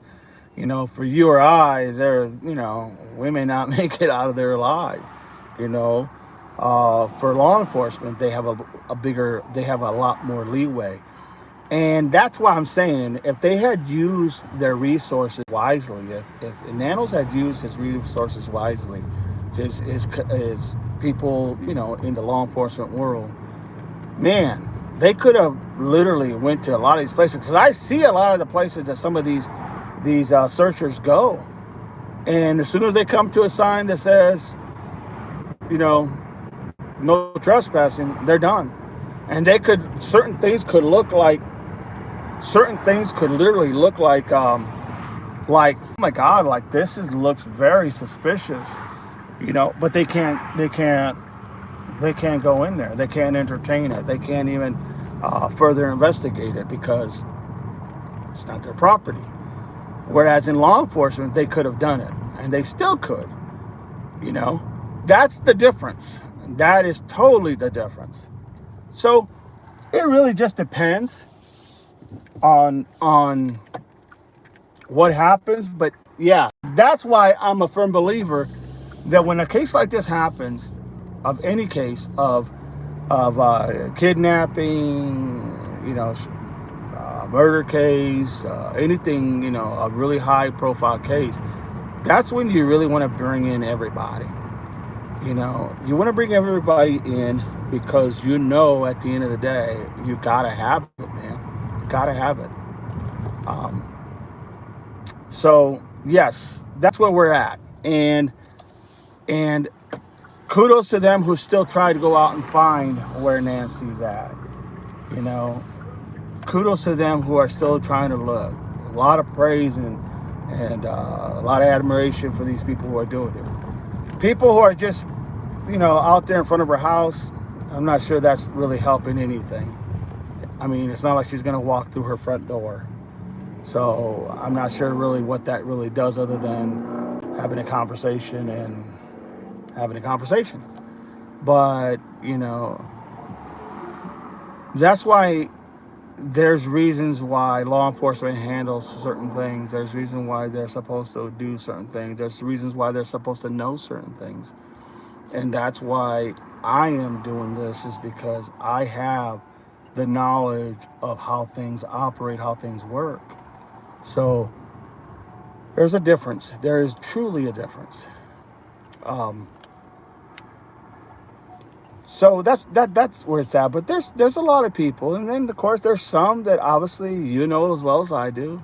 They're all in it for their own personal interests, and that has come out here recently. I mean, just a couple of days ago, we had a situation where someone was called out, about some things in their lives, and now it's like, wow, like everybody's being quiet, no one wants to really say anything because, it's like they're all just being quiet. But that's when when you have nothing and you ask for nothing and you want nothing other than a conversation to help find somebody's loved one, that's what it's all about, man. That's what it's all about, at least for me. For me, like I said, I have a personal story that why this means something to me. I have a personal story that why this means a lot to me. So hopefully we'll catch catch it on the rebound, as they say. All right, give me a second. I'll be right back. Leave your comments. Tell me what you think, everybody, so I can go ahead and answer those questions. If you have any, if you haven't subscribed, subscribe for free. Don't ask for nothing. Just subscribe for free. Click like.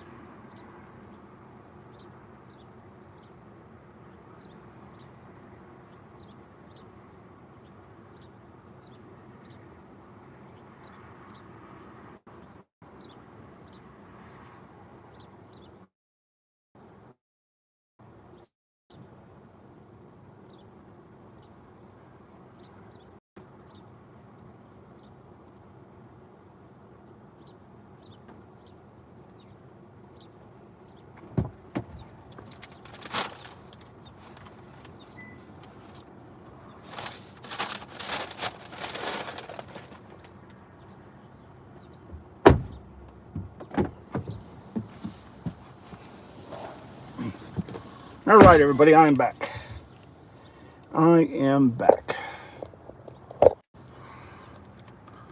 See who we got in here.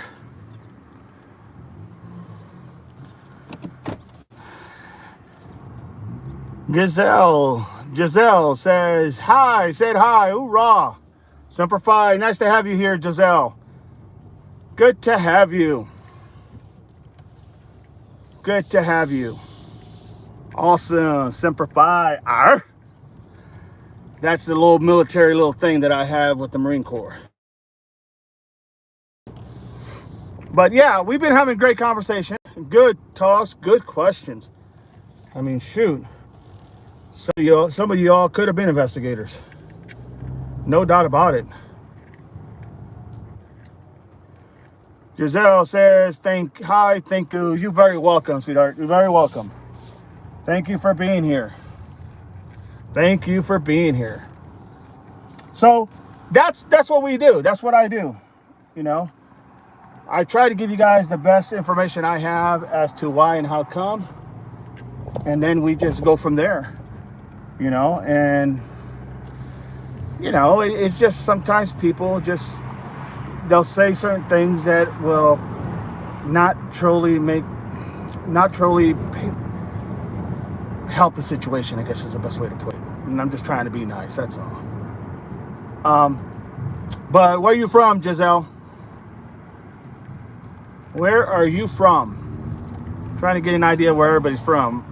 Northwest Ohio is where I'm from. Where are you from?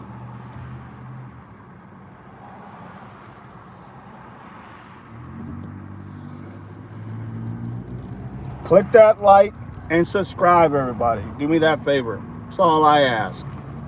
Let's have that awesome conversation. That's what it's all about. Edmonton, Alberta, Canada. Hoorah. Awesome. Great. Great to have you here, Giselle. From Edmonton, Alberta, Canada. Love it. Amen. Semper Fi. See, that's what's nice is when you see people from all over the globe, when they come into your channel and you're seeing them and you're hearing them, you know that this story is reaching out a lot of people, you know, and it's because, you know, people care, man. People can put themselves in that situation where they feel like it could be one of their loved ones. One of their loved ones could have gone through this, you know, and so. Yeah, I mean, that's awesome. Love it.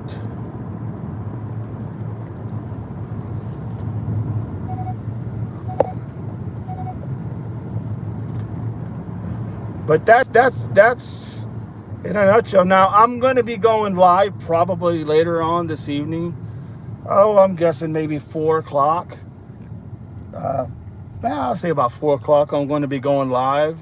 Trying to get a hold of the people that are at work right now, that hopefully they'll be home and be wanting to have a conversation. And hell, maybe even 5 o'clock. This is Eastern time. I'm in Ohio. So if you're in Arizona, it'll be 2 hours difference. You know, it'll be 2 hours back. So if it's 12:20 here, it's going to be there 10:20. But yeah, I really enjoy the conversations, and I really enjoy the connection, and really enjoy helping others understand kind of like, you know, what I see, because I think sometimes we all have great ideas and we all have great suggestions, but not all of us are ever really heard. And when you're not heard, then that's a story that's being missed. You know what I mean? And so for me, that's what I look at. That is what I look at.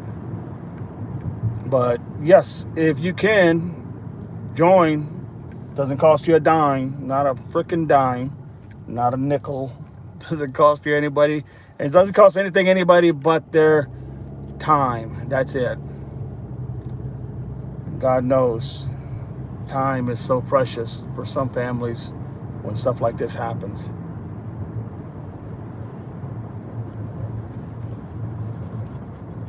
If anybody got any questions, by all means, please let me know. Got any questions? Let me know. If you got any ideas, suggestions, let me know. If you got anything that you think that you want me to pass on forward, bring out, share, you're more than welcome. You're more than welcome to leave me that. If you guys get any questions to what I've asked, you know, about what I'm looking for, if any one of you guys find out any information, like I said, I'm looking like crazy and I just can't find anything. But you can always you can always email me to my channel. And if you want, here is my email address. You guys got a pen or pencil, paper, anything? I'll give you a minute to check.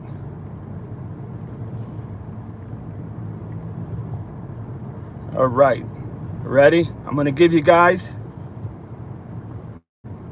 Giselle says, it's a horrible, sick action this person took. Makes me sick to my stomach. He needs to be caught ASAP. Totally agree with you, Giselle. Totally agree with you. You know, it's just something that no one should have to go through. Nobody should have to go through. But get a pencil and paper, because I'm going to give you my email in case any one of you guys get any other information. Please pass it on forward. Forward it to me. All right? And I'll try to get back to you as soon as I can. So the email is all small lowercase, M as in Mary, V as in Victor, L as in Lincoln, E as in Edward, I as in Idaho, A as in awesome, N as in Nancy, G as in George, E as in Edward, L as in Lincoln, O as in ocean, at, what was it? At gmail.com. Just kidding. At gmail.com. So there you guys have it. You guys get any information that comes up your way, believe me, let me know right away. Let me go in here and pick something up. I'll be right back.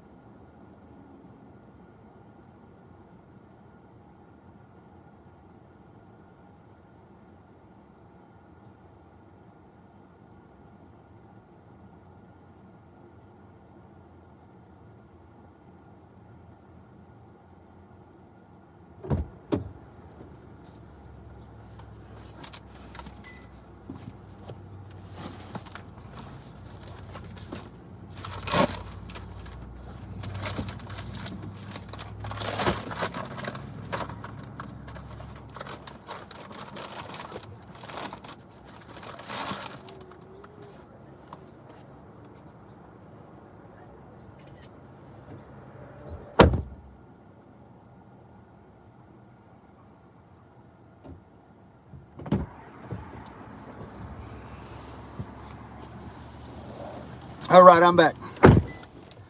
All right. So that's really where we're at. Let me see what we got here. It is. It's a horrible, sick situation. No doubt about it. Yeah. People are just, I don't know, man. People are just not right. Oh, shit. I'm back.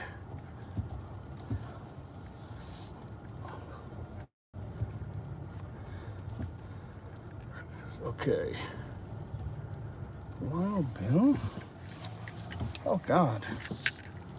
Oh, not that far away. All right. Sorry, everybody. kind of get talking to myself there for a minute. Give me a quick sec.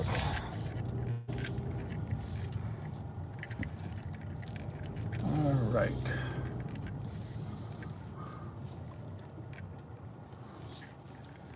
Give me, I'm sorry about that, but this is close. Give me 1 second.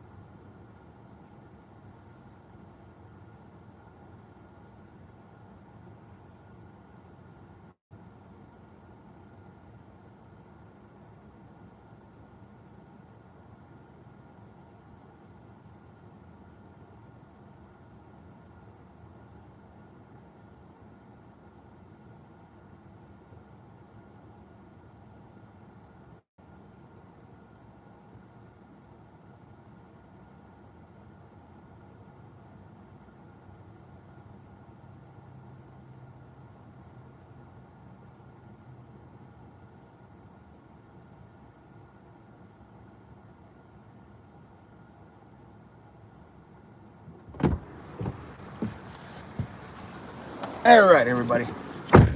Okay, good. All righty. So, anybody got anything else? Anything else they want to know? Because I got a lot more, but just not want to overload you here. Dang, that was like 30 seconds delivery drive. That is awesome. Thank you, Story. Appreciate that. Yeah, I am retired. So, yeah. This is kind of something that I do to stay busy. Yep, something I do to stay busy. But now that I have all of you, it makes it even better because now we can have that conversation. And I actually get to do two things. You know what I mean? That's how I roll. That's how this guy rolls. Ooh, gotta get over here. All right, yep, 30 seconds. Good time.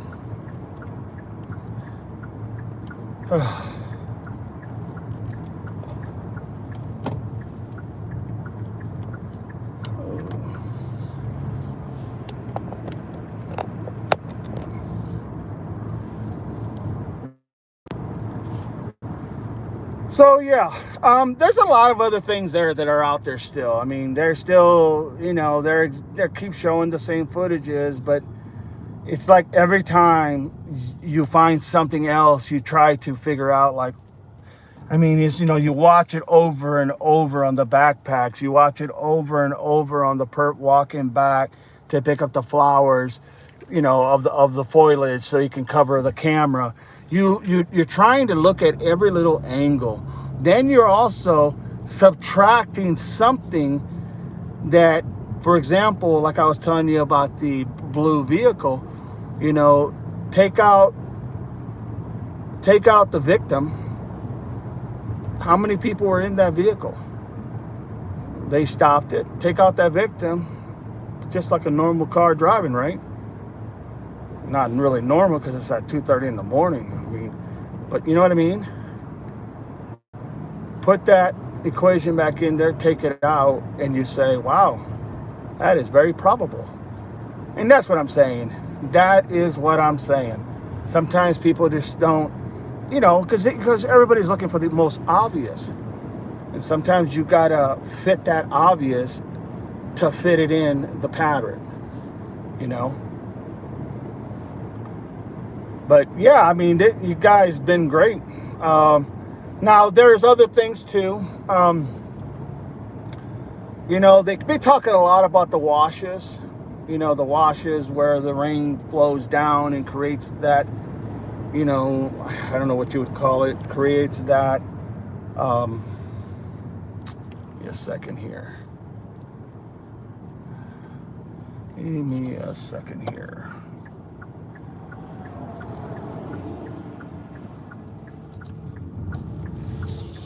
It creates that kind of like a washout, right? You got water and everything, and I guess when they get their monsoon season is coming in, so they're going to be getting a lot of rain, and when that happens, when that happens, man, it's pretty rough, but yeah, that's where we're at. I want to be able to bring up other things. I want to be able to talk about other things, but they've been talking a lot about the washes that, they've been walking through and going through and seeing if maybe, somebody was dropped off, if she was taken from the back door. I mean, honestly, we don't even have a method of how the perp took the victim, how Nancy Guthrie was taken. Some suspect the front door, some say the back door. We haven't heard anything about which way was she taken. So what that does is that goes ahead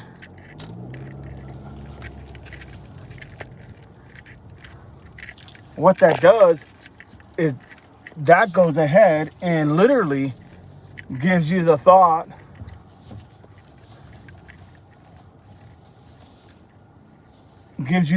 that in reality,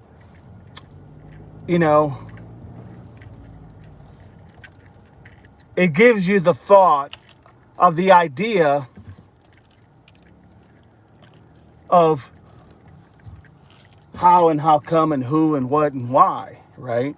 I mean, it's just that simple.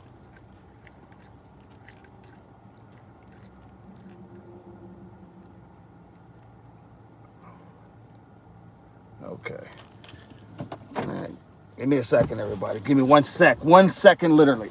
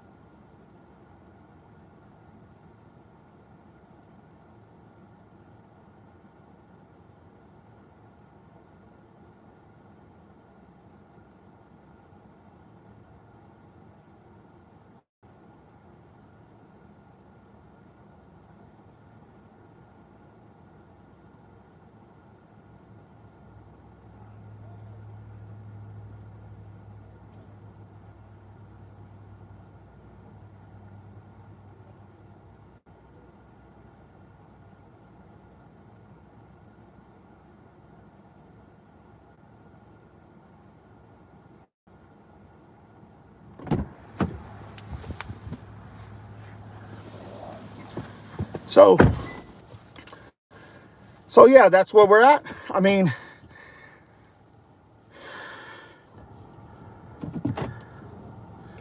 that is why people speculate. If they don't give us info, we will seek it.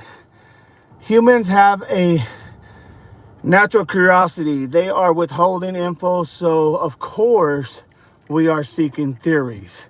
I mean, I understand that, cats. I just, it's nothing wrong with having ideas and theories. I mean, we all have them and we're all curious.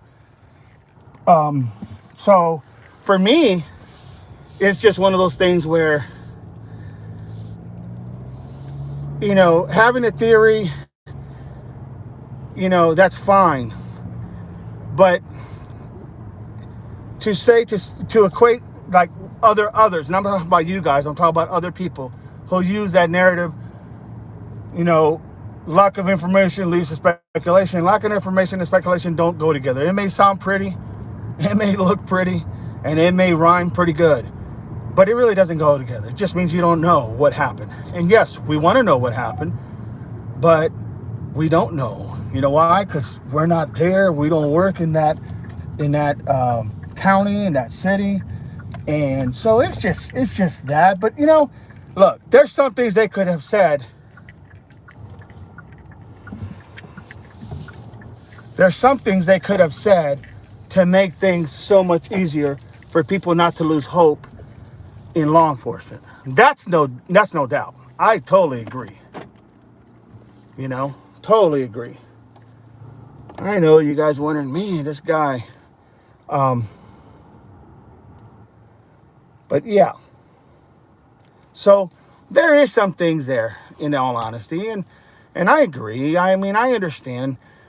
It's just when we put our speculation as fact, and many have their speculations as fact, now we have a problem. See, that's why I really didn't want to say anything about my theory, because I really wanted to get that information first before I said anything, but I wanted you guys to hear it first, because I ain't heard it from nobody. And I really think that there is something there. I just don't know what. I mean, I know that sounds kind of, oxymoron type, I know there's something there, but I don't know what. Well, none of us know what. But I'm just saying, I know there's something there because a lot of details seem to surround itself with that. Sheriff's office has made this harder on them. Oh, I agree. The sheriff's office, more the sheriff, he's the one that runs it all. The sheriff is the one that has made this harder. No doubt about it. The deputies are only doing what the sheriffs tell them to do. The dispatchers will only do what the sheriff tells them to do. I mean, I don't know if people really understand, but the sheriff does have a lot of power. And anybody who doesn't know that in law enforcement, know that now. Sheriffs have a lot of power. I mean, you're talking about the oldest, literally, law enforcement in our country. Now, I know that doesn't seem like it, but no, seriously. The sheriffs have a lot of power. That's why it wasn't so easy for literally, FBI just come in and want to take over. It wasn't that simple.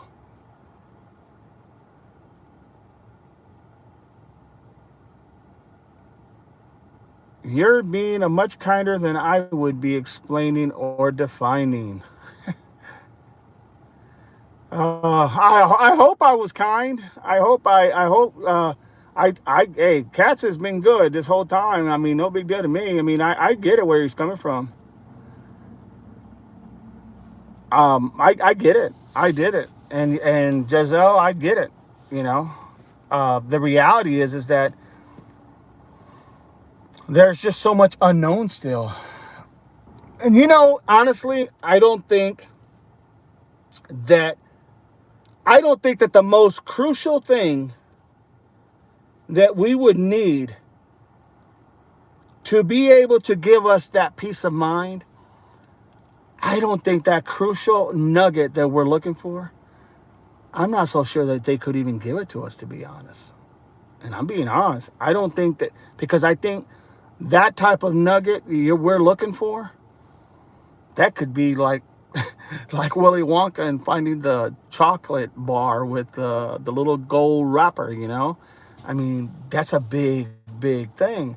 But there is a lot that could give us, a lot, to at least not lose faith in the system. That's a fact. No doubt about it, everybody. No doubt about it. I'm with y'all on that. I totally with y'all on that.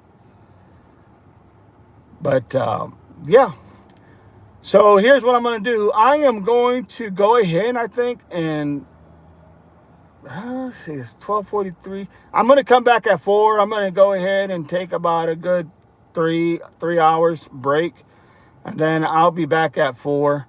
I hope to see you all here. I appreciate all of you, everybody from Giselle to Cass to Celtic Pat to Story. I mean, I don't want to leave anybody out. All of you, you guys have been awesome. Song, Irene Campbell. I didn't even give you a shout out. Irene Campbell, good to have you, Irene. Sorry about that. I did not even see you. My bad. Irene Campbell's in the house. I do apologize. I did not even see that, but that's why I went and got glasses so I could see better. But Irene Campbell was in the house. Don't forget, like and subscribe. Doesn't cost you anything. Not asking for anything. Just a good conversation. People fear for their safety. We are reacting while we would rather be proactive. We don't have enough. I agree. I agree, Cats. I agree. I totally agree. Let me stop in here and get this one thing, and I'll be right out. I agree.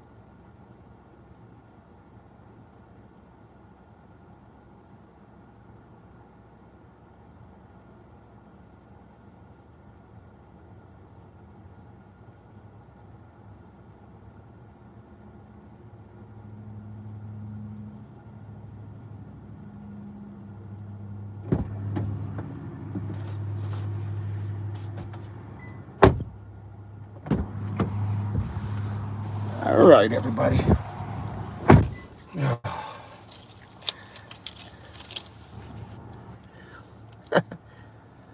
Story says, have a great break.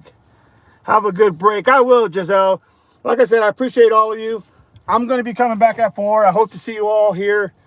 Appreciate every one of you and all your thoughts and all your opinions, because that's what makes this world go around, right? We all have opinions.